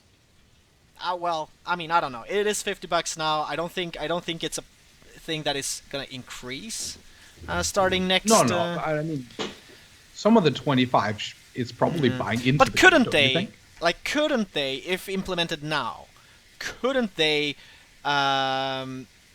Basically, if you bought in early access and if you then bought full collection, couldn't they refund you $25? It's connected to Steam somehow, right? Isn't there a possibility they could do that? I don't think that's a very elegant way of doing it. I think they can do it mechanically, probably. But handling it case by case is it might be a lot of work. Yeah, it's a mess. I think that's and way too much. As far as buying into the game goes, I really don't believe you should have to pay money to test somebody's game. You think you wanted it to be free to play? early access. Especially if the game is gonna go free to play later. I don't think there should be such a thing as a early access fee that you pay to get into the game early. It's a privilege for the devs to have a community that tests your game. Yeah. Not a privilege for you to play it early. You know, I've heard probably 3 different arguments here that I kind of like. The problem is that I kind of think everyone is sound, but you know, from my gut feeling as a gamer, I do think it's. I'm not sure if it's going to reward itself once they get to release when it's going to be free to play. Because in my opinion, games that release early access with so much features and so much playability and so good gameplay that I think Faeria already has. It doesn't matter that we had Yak Attack Week, but you know, just the fact that there's been, you know, balancing happening rapidly doesn't change my opinion. I think if you release a game on early access, in the opinion of gamers, it's released. I don't care how much you've been producing games. The beta and alpha stages are just long gone. If you do those, keep those in closed doors. Like, you cannot publicly call a game beta or alpha anymore. People will just go like, if "This you is the do game." it, make it so like only a handful of people can get in. Yeah, that's closed doors, like, in my opinion. That's send not out early like access. ways. That's not Steam early access, in my opinion. Yeah. Like you can't do Well, like once you're on Steam early access. I would you're agree in the that you public should eye. maybe treat the game as released and have it cost as much as it would on release. I think it should be free to play. Yeah. From the gut feeling, right? But here's the counter argument, which is that. But maybe they can't do it yet. They are afraid that releasing it as free to play. This is my theory and what I've heard and from other people talking about it. This is not official at any way. I haven't heard it from a developer per se. I'm just saying that a reasoning behind putting a price tag on early access is that as a free-to-play title on early access, you might be flooded by negative reviews. That's one. You might be flooded with negative reviews of people who didn't and really then a play the second game. option is Steam... people could get burned by the game's non-ready state and never come back, and then the normal launch of the ready game may not get as much attention because people have already tried it and got burned. Also the... So there are reasons for limiting it. Yeah, and also, I mean, it's a problem with Steam that it's so easy to play a game for 10 minutes and then give it a negative review. Or positive. Like, it's really odd. But that's how it is right now on Steam. So that's a problem. And I see we have Joke back. But, second... The servers, like, if they got like 1,000 or 5,000 people jumping on this free-to-play game, their server infrastructure might just crash. We've already seen a few crashes, even though we don't know if it's probably been because of the client, like the game itself, and probably not of amount of players, I'm assuming. But that's also another concern that, we'll get so many players that we just cannot keep the servers running because of how many people are going to be playing the game if free-to-play. And maybe like we as a small development studio might not have the funding to safely make sure that we have enough, you know, space on the servers to run that many players. So that's also another reason to maybe limit it and also charge maybe money they're for still optimizing the game, you know. So later it'll be ready. So it makes sense to me, but it's still, if I just could go like, well, screw those reasonings and just be like, what is still in the public eye as, you know, the mass of gamers on Steam, what looks the fairest, what looks the most correct and right would be free to play, just off the bat. I mean, I agree with you. It might not be the best business decision though. I agree with you to the extent of from the player perspective, but from a business perspective, I like this way of like giving people like you have to pay $25 to enter, but you're not paying $25 to enter. You're actually gaining something for it. I don't know if some of that is going to like just entering the game or if it's all like actually. From what I heard, it's a very fair deal. It's very fair. So basically, you're not paying anything to enter. You're just filtering people, allowing in only those who are willing to make the microtransactions, right? And they just have to make the microtransactions. You're allowing in people that are actually so interested in the game they're willing to spend money. And I disagree with the point of having already advertised the game via the streamers. I would have waited with that until the release. Yeah. Because I think, but maybe they're just gonna do more of that on the release, and so nothing's lost. We talked about that last on the first episode. For those who want to hear what we said about that, yeah, we did. But yeah, Did you have an opinion there, Joke? Yeah, I was just gonna ask if you can hear me. Oh yes, we can. Good opinion. So I guess you're talking about whether the game should have the been early free to play access. on early access or not, whether discount on full collection or not. I One think cool it's, thing about the strategy is that if you're letting in only people who are willing to pay, And a lot of positive reviews because those are the most exciting people about your game. yeah, that's true. And I think it's really fair because Faeria also needs to have a bit bigger player base than it did before early access. They need to get a lot more feedback on what to do with the game so that it can be like really polished and really good when but the it's player base would have being been released bigger to if the it was free to play. But you don't want a too overwhelming player base at the start either, like Scrolls did, right? Scrolls had a massive player base in beta that then like fell through, and once the game actually released, like what? Nobody like even noticed the 1.5 release. years later, nobody cared. Yeah. Do like okay? So from a business standpoint, So there's we don't basically really only know. one chance to release a game. In my opinion, the biggest, I don't know, the biggest push and the biggest release is always going to be the first one. I don't care if it's open beta, early access, full release. Is it though? I mean, if you look at the Flash version of Faeria, is it bigger than what's happening now? I don't think that was a release because it was a Kickstarter prototype, in my opinion. And Well, they were correct to close it down after a while. And then you could argue that this isn't released yet either because it's early access, right? It's also another version of prototype. It isn't they only because closed the because old this is going to Faeria run because until the game- release and then beyond. So that's why and they're not Well, it's resetting not like anything. the old prototype was planned to shut down.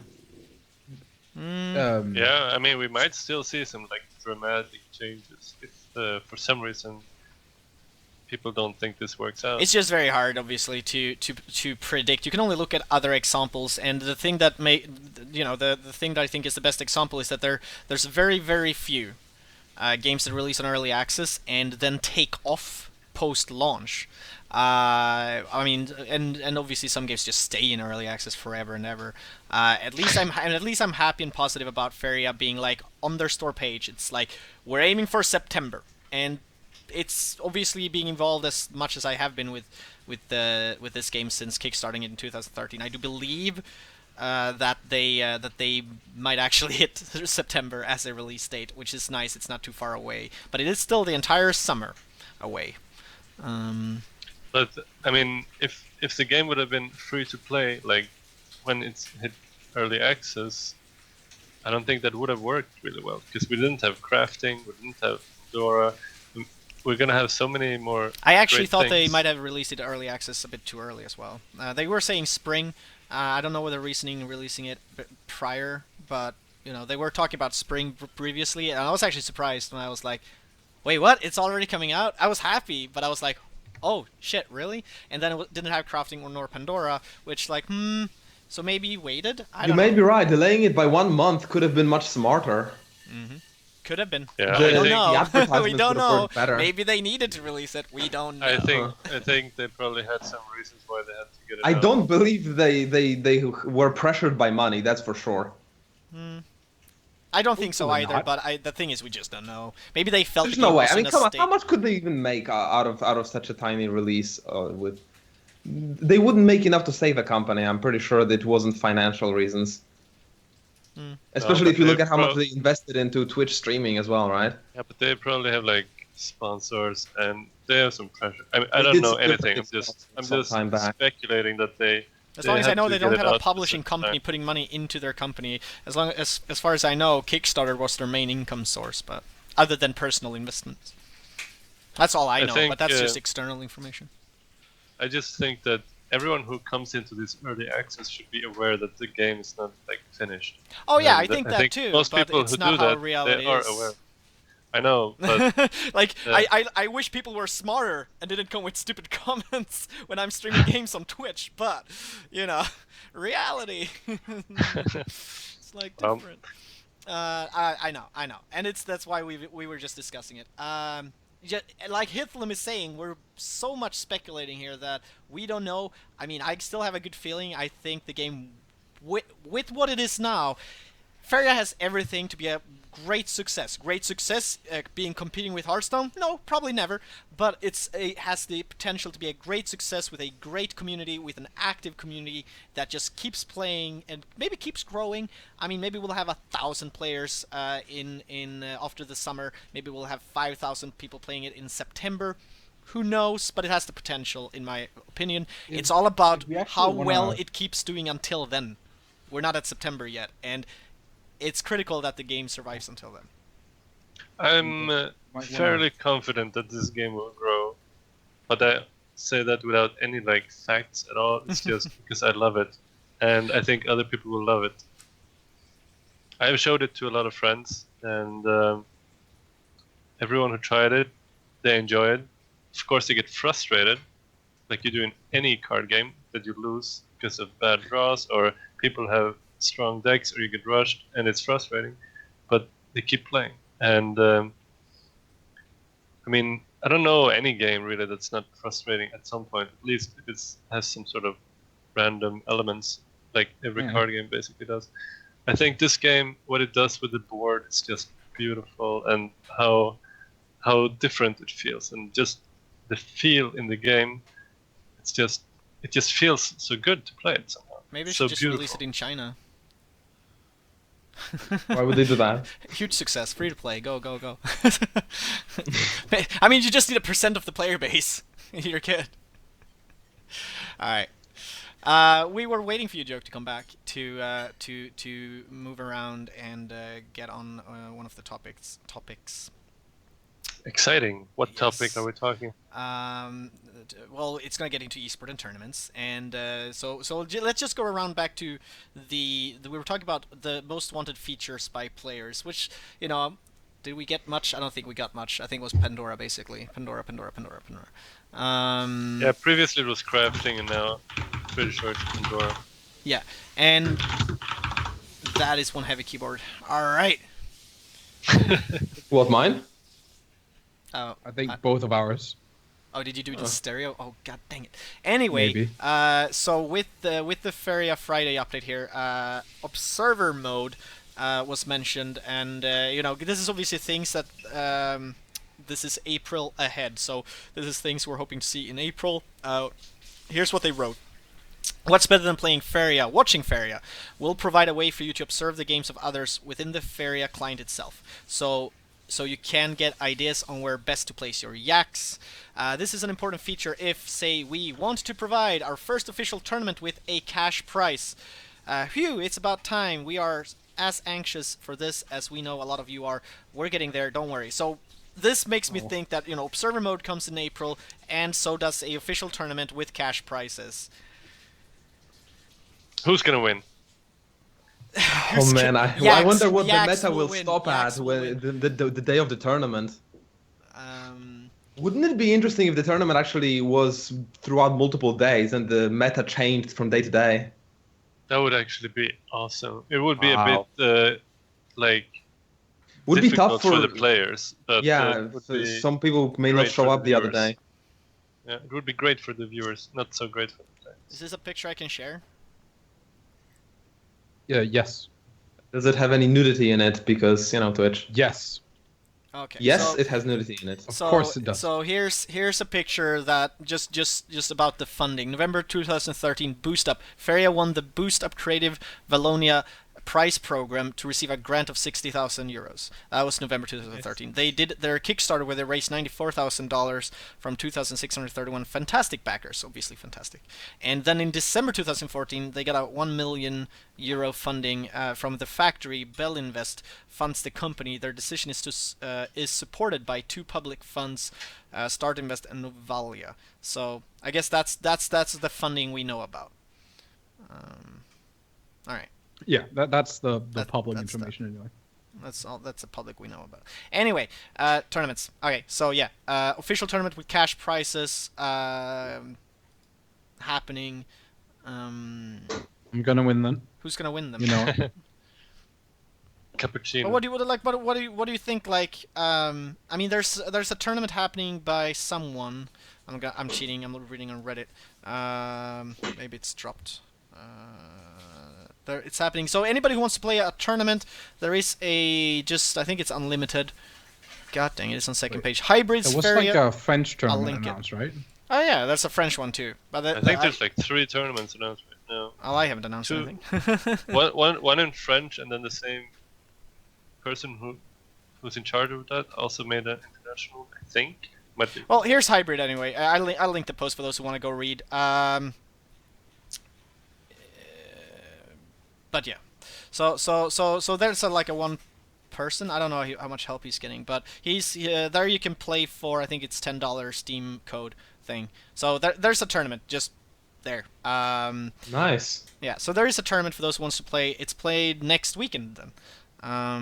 So maybe no, there won't be spectator mode by next weekend. Never mind. That would have been too good. But observer mode, I think that's great.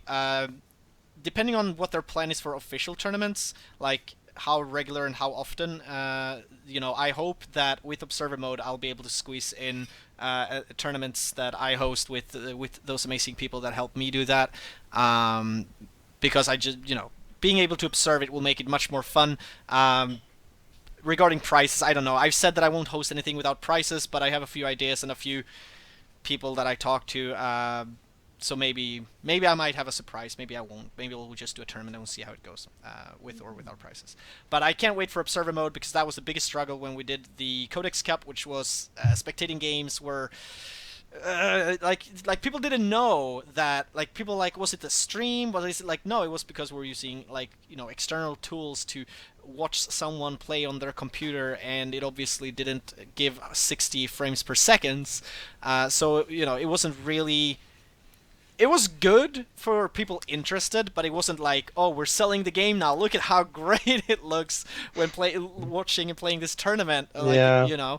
So I can't wait. Like I think the devs heard everyone being like, we observer mode, and I think hopefully that's why they prioritized to get it out in April. So I can't wait. Observer mode will just make, like, it's just like the one tool that I think everyone needs to be able to make tournaments and make people enjoy them by watching them, because I'm either gonna enjoy watching them and commentating, organizing, or just watching them. I'm not sure if I'm gonna participate as a player. I'll be the guy playing in it all the time. I know Cubes. I'm gonna be the one streaming it from the player's perspective. Yeah, I was also thinking about that. I mean, it's gonna be so much great. Delay.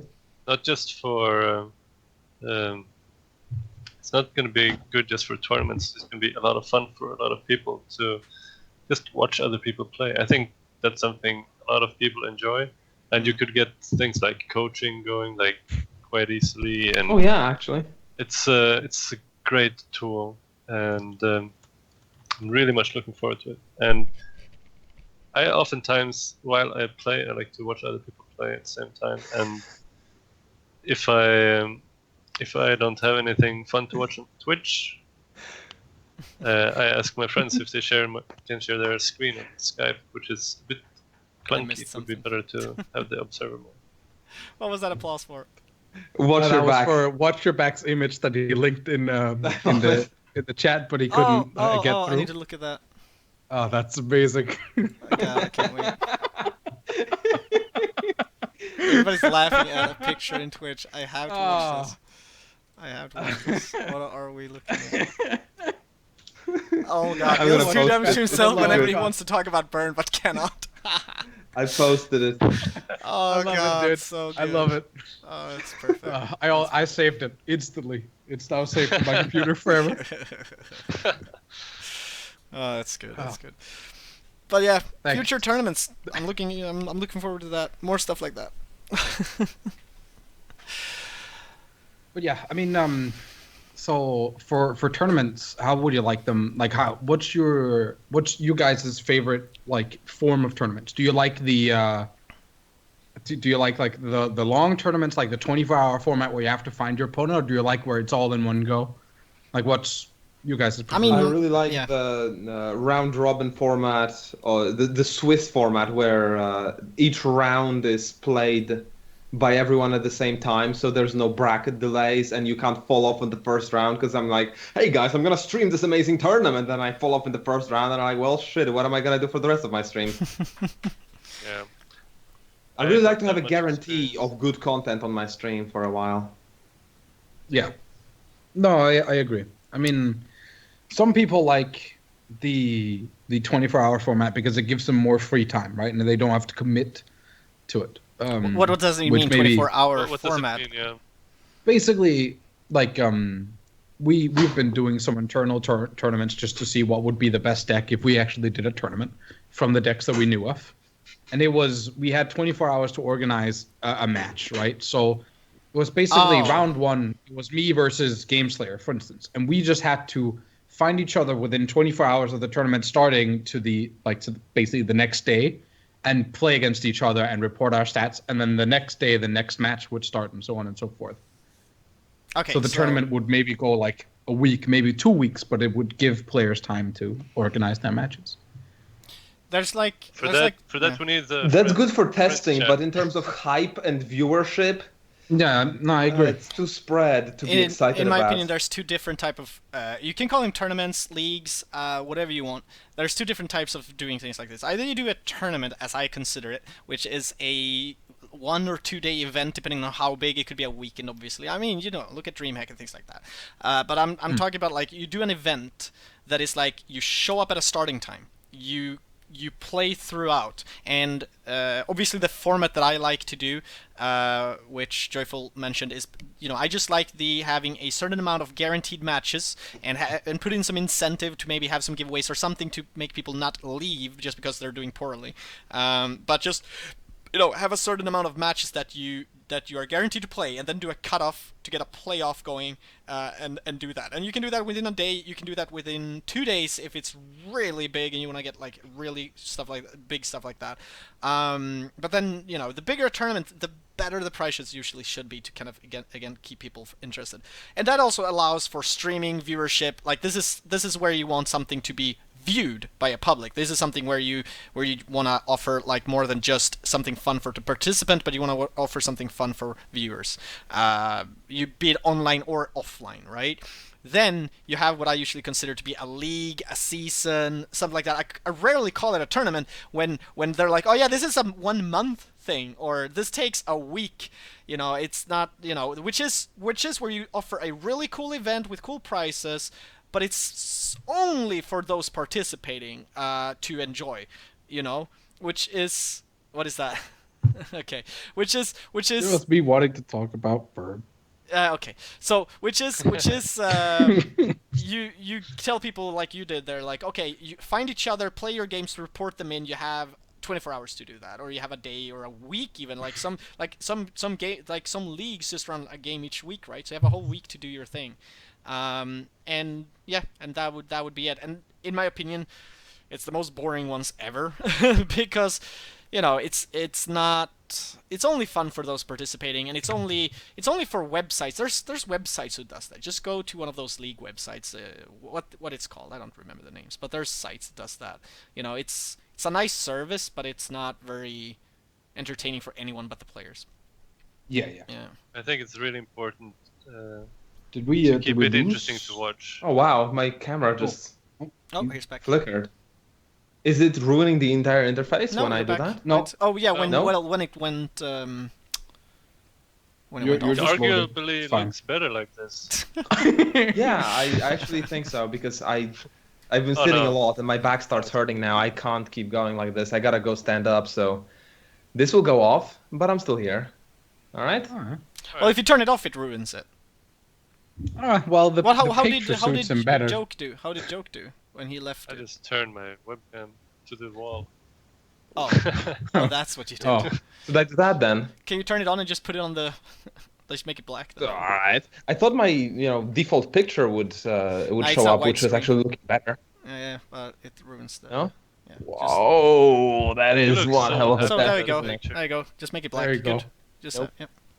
now it's white. Now it's black. There you go. I'm gonna pin it down with the Connect. There you go. Okay. Connect is now wrestling my camera. All right. All right. No, I'm really looking forward to if we get more tournaments. I think that's going to be a really good highlight of the game because I do think the game is extremely skilled without really needing to have over complex interactions just based on the mechanics. Like we used to have the saying, every single time you use the wheel, you've made a mistake because like. If you're at 0 Faeria and you're behind, is it correct to draw into enters or is it correct to gain Faeria? Or is it potentially correct to make lands so your opponent can't like get land placement somewhere like crucial, right?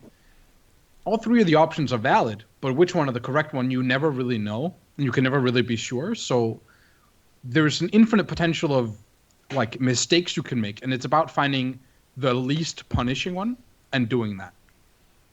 I'm really good at finding misplays on my stream. I do it. I very mean, much. I do it all the time. When I watch other people, it's like I just see misplay after misplay after misplay. And then like I play myself, and I'm like, I'm doing like hardly any misplays. And then I look over my own games, and I'm just like, holy fucking shit, I suck. I see my own misplays over and over, and I just do the same things over and over again. I'm like, why am I doing this? This is dumb. And I'm just like watching my opponent not punish me because they don't know it's a misplay because they don't know my cards. And so it becomes like... Faeria, without there's a lot of trying, is misplays. extremely complex. And I love that about the game. There's so many things to think about, and when you first pick it up, it seems like... it seems so easy. It's really Like- easy to pick up, and you feel like, oh my god, I did a really cool move. But then, like, the more you play, the more you realize how, like... very good moves you could make. Yeah, I had a really cool moment on my stream where Dan, one of the developers, came in and he was pointing out all the misplays for 5 to 10 minutes, and I was like, oh man, this game has so much depth that I didn't even consider. I love it now. Like It's only a misplay if the opponent knows, right? we have some guy called Sean in the balance testers. And he was like, the game is so easy. Like I'm just playing. He was playing Yellow Rush, and he was like, I'm just playing Yellow Rush, and it just feels like it's playing itself. I'm like, hey Sean, let's take a game, okay? You and Dan play, and then I'll watch you, and I'll sit with you on Skype, and I'll tell you every single time you make a misplay. And I just like sat there, and I ripped all of his plays to shreds, and he's just like, holy shit, this game is hard. I'm like, yeah, dude, you just have to see it. So it's like it's so amazing because It's it not lends apparent. itself so well to being easily understood, but so hard to do well. Like, oh, I love it. There are so many like different things you could do better. Even a almost misplay can be the every game. right play if you, depending Yeah, on precisely. Like even a misplay can be the right play if your opponent doesn't know it's a misplay. Like, Like you might afterwards be like, well, I should have done that, but I mean that's always the case, right? Like you can always look back and be like, well, knowing what happens next, right? Like it's yeah. The only true misplay that is always a misplay is if you forget to do face damage when you can. No, the mistake you do the most as a beginner is What? click gather Faeria Instead of the place a blue, lake. the lake. Oh yeah, I've done that. I'm not playing. So blue many ever people again. I've I'm been not watching playing stream, blue. they're like, oh no. I still do Wow. that from time to time when I like click forest or something when I want to make prairies and I'm like, I'm playing bird and I just made a forest. I'm screwed. Oh yeah, I did that too once. I was like, yeah. I really And wish. you're like, I wonder what my opponent's thinking. Oh, here comes something green. Nope, had no green No, in the like deck. I've actually psyched players. Like we had a tournament, like in-house tournament once before the game was even released, like in early access. I was playing a mono yellow deck, and my first turn I made a forest. Next turn I made a lake, and my opponent just like thought I was playing this entirely different deck. And then I just started like marching prairies to him, and then I made like deserts next to him and started attacking him. It's like, what did you make forests? Like, to psych you, man. You thought I was playing defensive. It only works against the best of players who actually read into your deck, but Yeah, it works. precisely. But putting in one yellow, like put one desert in a non-yellow deck, it will also scare your opponent because then they can think, okay, it drops the second Yeah. desert and does nightmares. Yeah, precisely. choking Like set. it's like at high skill play, dropping like random lands instead of just making prairies or whatever. Like it's so psychological. It's like, oh shit. Okay, so he's playing mono green. He just made a desert, so he can last nightmare and soul drain me. And then he like just starts playing mono green. Just like never uses that desert. It's just there to psych you. Like Oh, I love it. Yeah, and if you lose that game, you can say, "Oh, damn it, I didn't draw any." Yeah, of the I other didn't cards." draw my answer. I think I lost the game earlier because I had a 7 attack creature next to opponent's orb. So, like, I had a very, I had to move him once first to do all my other plays. And obviously I forget to do the face damage after, because, Yeah. because he was a 5, and I moved him. I played stuff, made him a 7 attack, and then, skipped my turn. And I was like, oh yeah, I forgot to do 7 damage, which obviously is very crucial when he's at 20 and I need 3 turns to kill him. Like, damn it. I did the same with Lanteria on my stream just like a few days ago. He was like, "You should have attacked him." I was like, "Yep, probably should have." Yep, I should. Yeah, it's and like the moment, like I just realized basically the moment I clicked, because I clicked obviously and I looked at his orb, I was like, oh, it's still at 20, and I'm just like, and you're streaming and you're like, it just hurts. Like, it hurts so much. No, that's the only positive, actually. At least you have entertained people and made them feel I don't. Oh yeah, I guess it's entertaining. your misplay didn't come to waste. Yeah. But yeah, I hope we can limit like the misclicks from the cycle more. That does, especially in terms of land placement. Like I've suggested a bunch of different things. You could make it a little bit larger and make it so there's like space in between them, like more space, so it's harder to misclick. Yeah, I don't Like know. there's a little What I pause actually before you can found actually about place it, so you can see what you click. What you do is that you click the fairy instead of like because they look so similar. That's That's a reflex move for anyone playing blue. I think a lot of people have done it multiple times, because it's like when you're I guess it's when you're maybe you're a bit tired. I don't know, but I mean you're basically doing that reflex move. You're just like, oh, there's the blue circle, and you're just like click, and you're like, oh shit. It's Very often I actually find myself misclicking in a way that I push the button down, and then I'm like, oh shit, I'm clicking on the wrong thing. And I realize mid-button push, and then I'm holding this button, but the moment I move my mouse, it actually clicks into and gives me the Faeria. So painful. I already realized I misclicked, but I can't cancel it. That would be an easy Can't fix we have for a them to, pop-up I for move the everything you cursor do? away, Are it you no longer sure gives you me the want to do Faeria. this? Can we just have that? Like, are you sure you want to? Are you sure? No, just then, like, if I after move that, it's the like, cursor are you away really before I finish the sure? click, if I just not release the button. That's I- all I'm asking for, and it would save me so many misclicks. I would just like a custom mod just for me, which is like, are you sure you want to play this card? Are you sure you want to draw a card? God, that Are you gets sure? me. So we're back again to the turn timers. If we had one more second on the turn, we could spend that It's so extra second. stressful. for- Yeah, we cannot shorten the turn timer. Is there All right. Anything else that you guys want to talk about now? Oh. I mean, how long has we run? Let me cheat. Oh, yeah, uptime doesn't work. 2.5. It's 2.5 Well, it's now? been 2 hours and 10 minutes. Yeah, all right. Do you Like, guys we're a want to little- talk about keywords, or do you want to save that for next time? I want to talk about it, but if you guys have to go, that's fine. I'm gonna once this is over, I'm streaming for a few more hours. So As long as I'm standing up instead of sitting, I'm good to go. Okay, this is the last topic then, which is new keywords. Cubes wanted to talk about Burn, though. Oh wait, didn't we do that? And since Yeah, we've I'm a done good that. friend that has known him Okay, for we years, actually I'm going have to, no. help Actually, him out you know here. what? We're actually okay for anyone in Twitch getting excited now. New keywords is next episode. Cubes is here, so he want to talk burn, and I kind of forgot, and I thought we did, and because we did mention Krog. So, I just never brought it up. no, that's true. No, we have to talk about burn. Yes. Yeah. So the last topic is burn. And I guess we're done. So thank you for watching.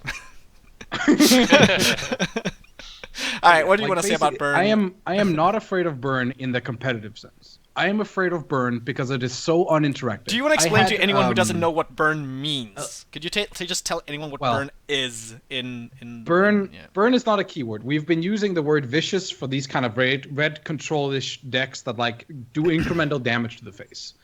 I've been making some burn decks for like the past nearly 3.5 weeks, of which is basically all the face damage you can find. It is Cypher's Wrath, Soul Drains, Rebel Slingers, Malevolent Spirit, Flame Burst, like all these kind of cards. I played Brute at one point, Grim Guards, so on and so forth. And the issue with the deck is not how viable or how competitive it is how boring it is to play against. There is only one way to counter it, which is to play healing or be aggressive against them. I had a Lantiel play against me once, like yesterday. He played me once. He gave up. Like I had like 10 fair, and he was just like, "I'm not attacking you. I don't want to play anymore." He instantly faced me the next game. I didn't even make a land, and he just conceded and left and said, "Tell me whenever you're in a game." So this is my issue with the deck. Once you it face forces keeps these burn, you're burned for life. Like, the problem with the deck is not how good it is how boring it is to play against, because you only have one way of interacting with them. Yeah, it's also how decisive the wins are. Against some decks, you just win 100% of the time, right? Yeah. I mean, like, Choi told me when I started playing the deck that Blue had no issues with it, because I started playing it when before Blue was nerfed, right? Before Colossus and all these kind of changes. Mm-hmm. And I was like completely, I was telling him, no, it's not. And I went from rank 20 to rank 5 in a matter of one day against Blue, just playing Burn. I played your Blue against Slot. He won 3 times in a row. Couldn't do it. Wait, did you play Burn? Or? Yeah, your Burn. And you were playing that against Slots Blue? Against Slots Blue. Your Burn against Slots Blue. Couldn't do it, not even once. I tested against Ithlam, and he was running like he was splashing for Runin's Command in his mono blue deck. We did 4 games. I won 3 out of 4, and the one game I didn't win was because I mulliganed into 3 Callum's prayers. Wow. Like, I don't know. He's a magician, I find. He always draws the frogs. That's the thing. He always draws the frogs and kills me with them.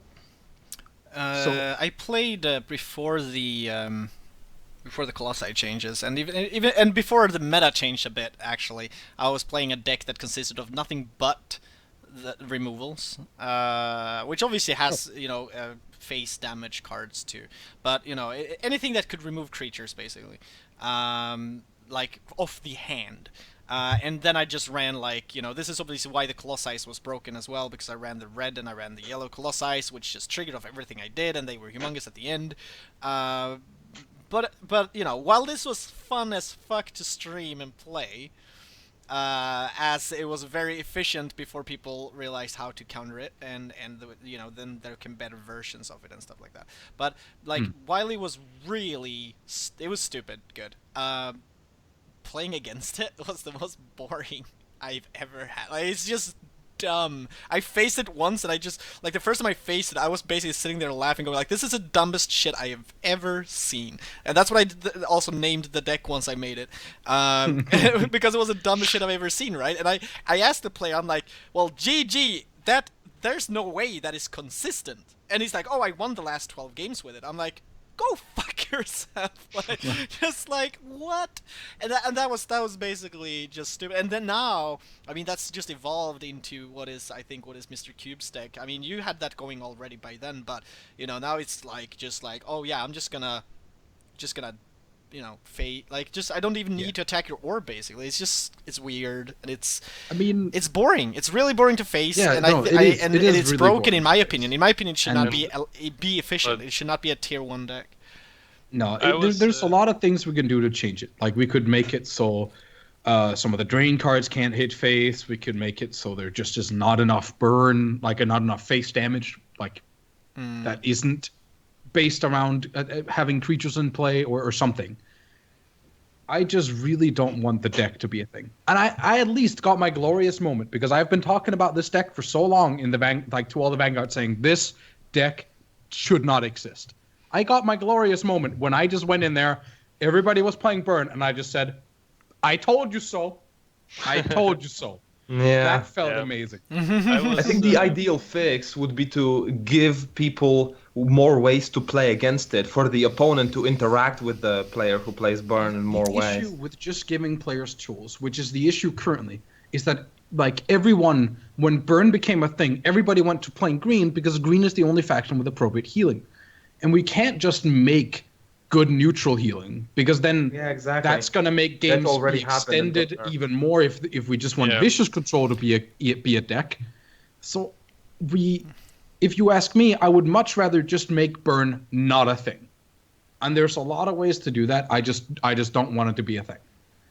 I think Yellow Rush is fine. After we dialed that back, because that had the same issue, right? You forced players to play yours so almost many your deck is half a Yellow Rush because it's using like all the rush mechanics of Yellow almost.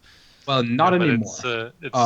Well, yeah, but it's the other part that's the least interactive. Yeah. The part where you just flame burst the face. You Like, just I- count the damage from your hand, and like, taunts doesn't matter.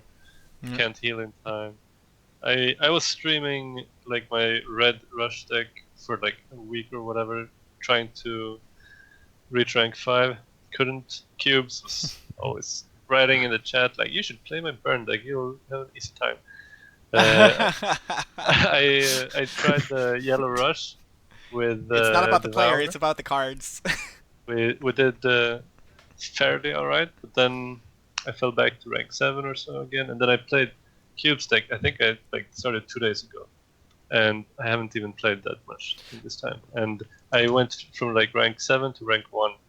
I wonder if it's the same version I got saved up. I played the I Cubes think- deck. Do you have it so you can set it on Discord to me? started Just with want to the see which Cubes deck cards having we're rank talking 2. about. And then I played like 40 games. And then I ended up at the exact same amount of stars. Yeah, see, I swear to you, haven't actually been 50%. posting very good results myself. I think that's just because I don't play much. Like these days I haven't really been playing much, but like all the people that have been playing my deck, Jock Tassiger is another guy that got from rank 5 to God in one day playing the deck.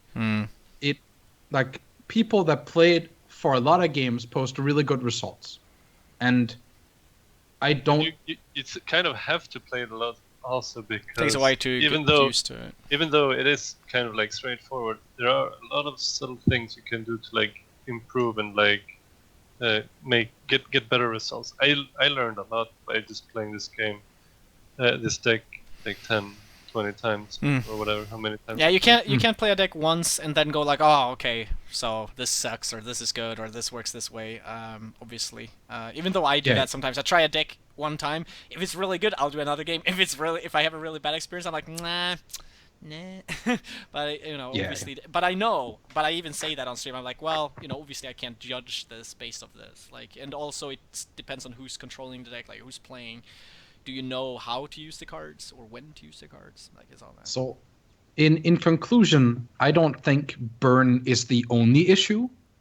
I think any deck that does not interact with your opponent or very little interaction with your opponent is going to be extremely boring for the player to play against, right? Because we don't have like tools to interact with your opponent on their turn. We can only interact with stuff that's already on the board. So decks that don't care what's on the board from their side, that's an issue, right? Yeah, but a lot of people also enjoy to play those types of decks. So I know it's boring for the other player. So give people it has tools the to mess potential. with the opponent's hand. Yes, what we need is this card. Either that, or we should just make it, because like another popular not very interactive deck is like the red yellow control deck that just is all the removals, right? And that to another degree is fair because that deck loses to Yellow Rush to like most of the time. Can you tell the Twitch chat how much the green player healed and yet lost? I had a game where my opponent gained 20 life. I dealt 40 damage to him and he still lost. Like I have had a lot of games where my opponent gained 10, 11, 12 life and I still win. Like it is not an issue about how much do they heal. It's an issue about how much do they heal while applying pressure to me. Because if they're just healing, I don't give a shit. I can sit back and just burn and burn. Yeah, you cannot win against the rush by just defending. Right? So all the games that I actually lose, it's because my opponent like puts a Verdurant Force down and starts marching it to my face.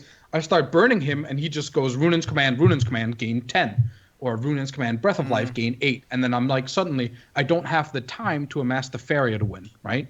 Yep. People are asking for my burn list. Oh, God. There's a few variations. Like, I mean, you don't even have do you even have a list for it now? Like, haven't you changed it a bit? I have the list that I've shared with, for instance, you. I'm not sure which one I you can shared find with that real me. quick. I mean, I've been changing my list to accommodate for the green meta. And I'm not done testing with that to just release that. Yeah. Let's see, I have it here. I've seen too many versions now. I don't even know which one you shared with me. Yeah. Can you make it so I can post a link in chat? Yeah, I can make it. I can make it. I could probably just... Oh wait, let me do it. 1 second. Yeah, let's all play it. Yeah, let's go back to like the 8 hours where Burn was all on the ladder. You need to Let's do that. just write something in chat quickly. So everyone who wants to play now after this link is posted. Play Oh yeah, you're not Cubes, green you're Chris. and put big threats towards the opponent. If you just want to beat Burn, play green yellow, because the fact that we have Soul Drains for 6 points of healing, Runin's Command for another, like, for 15. another 15, and then possibly like Runin Shrine, Tiki Healers, or Breath of Life, you suddenly get a lot more healing, right? And that's a big chunk. Whenever you play against Burn, and I'm saying this because I'm still playing it to get my ladder points, be aggressive while being subtle. If you see your opponent marching lands towards you, try to stop that, because you don't want him to be able to have lands to attack you with haste creatures for additional damage, but try to put creatures to attack them. It is actually better for a green player to just aggro the Burn player, because I can't, by no stretch of the imagination, race a Verduran force that's in my face. No way. Is this the version that you played, Joke? I'm pretty sure it is, yeah. Open it. It's in Twitch chat. Yes, it should be. It's the monk prayer version, yes. Yeah. Kalim's Prayer, by the way. That card. We have actually been talking about that card. The card is okay once it's played once. If Kalim's Prayer chains into Kalim's Prayer, this is where it starts getting disgusting. That's like 80% of the time, Yeah, right? then you pull out. 80%. It's more of an issue when your opponent, like, because I have had games where my opponent has 0 Faeria, and I pass the turn, and he's like sitting with 2 cards in hand, draws 1, makes a desert, plays Wind Soldier, attacks my face, prayer, because he drew the other one, and then he's like, oh, well, so you're now at 3, so I can, like, Malevolent Spirit kill you. And I'm like, are you kidding me? You had no Faeria, and I passed the turn. It's like, those are the moments where I it feels think shitty, right? I'm not a game designer. I mean, you know that, but something that kind of bothers me a little bit is the fact that there are cards that cost 0, rather than just Kalim's Prayer being a problem. Like, overall, just cards that cost 0 is to me like, really? Like, I understand if a card gets discounted to 0 based off other cards, but should there be cards that cost 0, really? They cost you a card. That is another resource. I don't think it's specifically an issue. Like Spell World, for instance, I don't think is an issue because it's entirely random, right? I love that card. I think the card is good. I play it and I like it, but I don't think it's a problem. Okay. I don't think Soul Drain is a problem, for instance, because that costs you a card. I think Prayer might be a problem because it doesn't cost you anything other than hitting your opponent. So in the decks that want to play it, they fulfill that most of the time, right? Mm-hmm. As a side note, it still triggers even if your opponent has Runin Shrine in play. You're still attacking him. I was thinking about that. I wasn't sure. Good. It does work. It's not dealing damage to him. It's attacking him, so it's fine. Right. Which one are you talking about? Kalim's Prayer and Runin Shrine. If your opponent had Runin Shrine in play, because the damage gets redirected, you're still attacking him, so it still triggers the condition for Kalim's Prayer. Oh, really? Even though he doesn't take damage. Yes. Oh, yeah, because if they made it trigger of doing damage to opponent orb, oh shit, son. Okay, so like Rebel Slinger triple prayer? Right? Like no. It has to be attacking the orb. Otherwise it's dumb. So yeah, that's like for anyone in Twitch chat thinking that, oh, but what if? Nope. No. No. I mean, I would enjoy it, but so would everyone else. So it would be boring. I feel good that I got to talk about Burn. Thank you, Joyful. Is it, was that enough, or That is enough for me. I mean, I got my point across. That I don't think it that should Burn- be a Too bad deck we didn't just come up because with of how. anything to you don't think fix burn it, should but- be a tier 1 thing, right? I don't think burn should be a deck. Yeah, you at should. all. Okay, all right, yeah. I think Yellow Rush Yeah, and I think Vicious it Control makes the game should- worse rather than better. Yeah, Yes. I agree. I mean, think- we are playing a board game here. Come on, right? Like, I mean- I'm one of those who's like, we're playing a board game. Yeah, you you're should pushing see, it, I you know. should see pieces on the board. Yeah. Yes. And We not have an actually empty board. been talking about it internally, what we can do about it. Like there's a lot of options. You could nerf Malevolent Spirit, right? You could nerf Soul Drain. You could nerf Cypher's Wrath. You could nerf Flame Burst. Malevolent. Like which of these pieces to the deck is actually the most vital, right? Spirit is But the strong thing as is, fuck. you gotta Maybe figure Flame it Burst out hitting fast, face, so we that's a can pretty see big how to one. burn after this episode. So yeah, what I like the most is make it so you don't splash red, right? Because then you're effectively just a Yellow Rush. So not splashing red. Why do you play red? Well, you play red for either Scorch Flame, Callum's, or Grimguard, Cypher's Wrath, and Flame Burst. And Flame Burst is the best of them. So I would nerf Flame Burst if I were to do anything to it. You can make it so it can't hit face. You can make it so it can't hit face, but if you pay like for the additional Faeria cost, it can still hit face. There's a lot of options. It's just not very fun to play against. I would say and Flame Burst not being able to target face is a pretty good thing.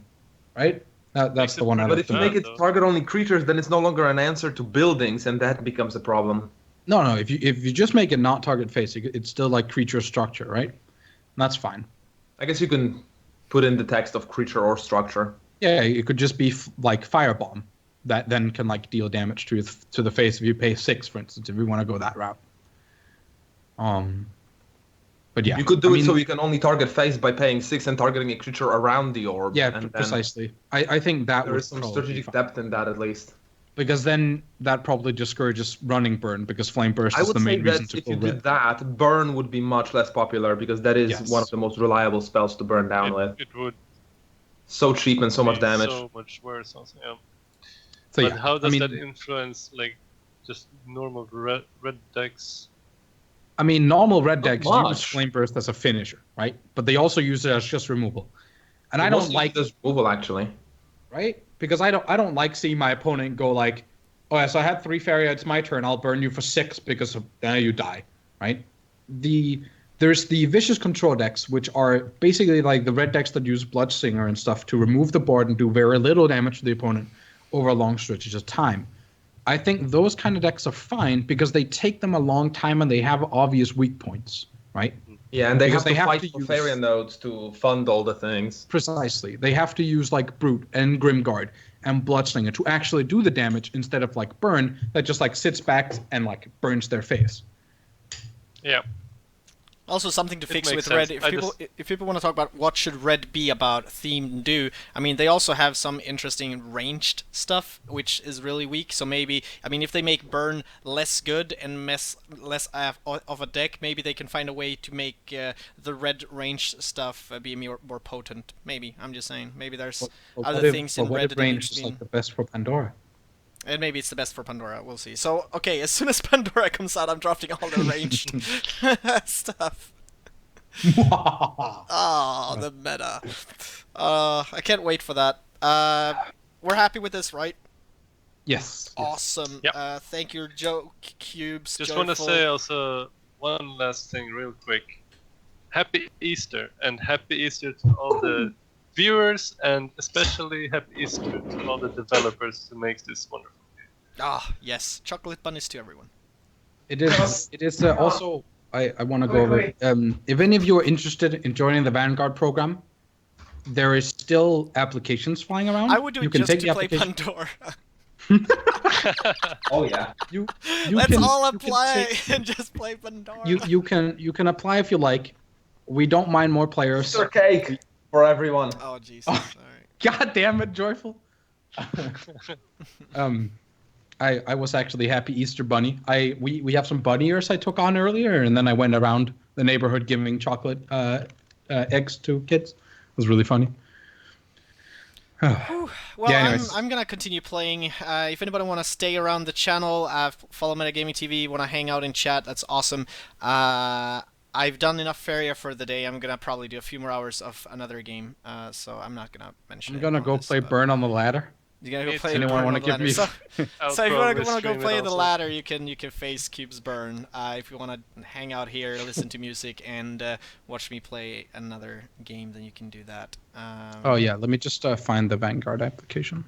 Oh yeah, find the Vanguard application and post it, and you don't need permissions now. I just made you mod. I was lazy. So Oh. just post in Twitch chat the Vanguard application, so that people can apply to that. This will be up on YouTube within, well, since I'm off tomorrow, we'll probably upload it tomorrow. At some point when I get home. So yeah, there will be a little bit of end credits here, and once that's done, I'll end the recording. Regular streaming will resume, and I'll be back. I'm gonna actually have to make a phone call quickly to my dad because I forgot. He's probably asleep. It's late. So yeah, I'll be back in like 5 minutes. And thank you, Joke, Cubes, Joyful, for being here. And Thank we'll you see for who having us. returns in 2 weeks. Kappa Council happens every other Sunday, so we'll see who is here in 2 weeks. I somehow expect Joyful to be here. Oh yeah. I mean, we gotta keep I'm around. the structure going, and we'll just replace the middle two. I guess, I don't know. I will see. It's open. It might be Joke and Cubes again. It might be other faces. We do have lined up one of the architects, which is basically community website makers, coders. So we'll talk about that hopefully next time if one of them can be here. I approached them, I asked them, so we'll probably. I would like to be here, but if I'm not, and you talk about keywords, make sure Oh to yeah, keywords. get stuff that's about milling the opponent, discarding the opponent's hand, You can just add and that to the stealing Google Doc. the opponent's Faeria. Just add it to the Google Doc, Alright, or we'll forget about I it. actually I can't find the application. Have you I will go ahead Googled? and find that, and I'll link it. I'll link it in Discord once I'll I link find it in it, and I'll Discord, also guys. link it in Scream's Twitch once I find it there. Alright. Yeah. Thank you. Alright, thank you guys, and have a good night. And those of you still watching after the end credits, I'll see you guys soon. Alright. Alright, bye-bye.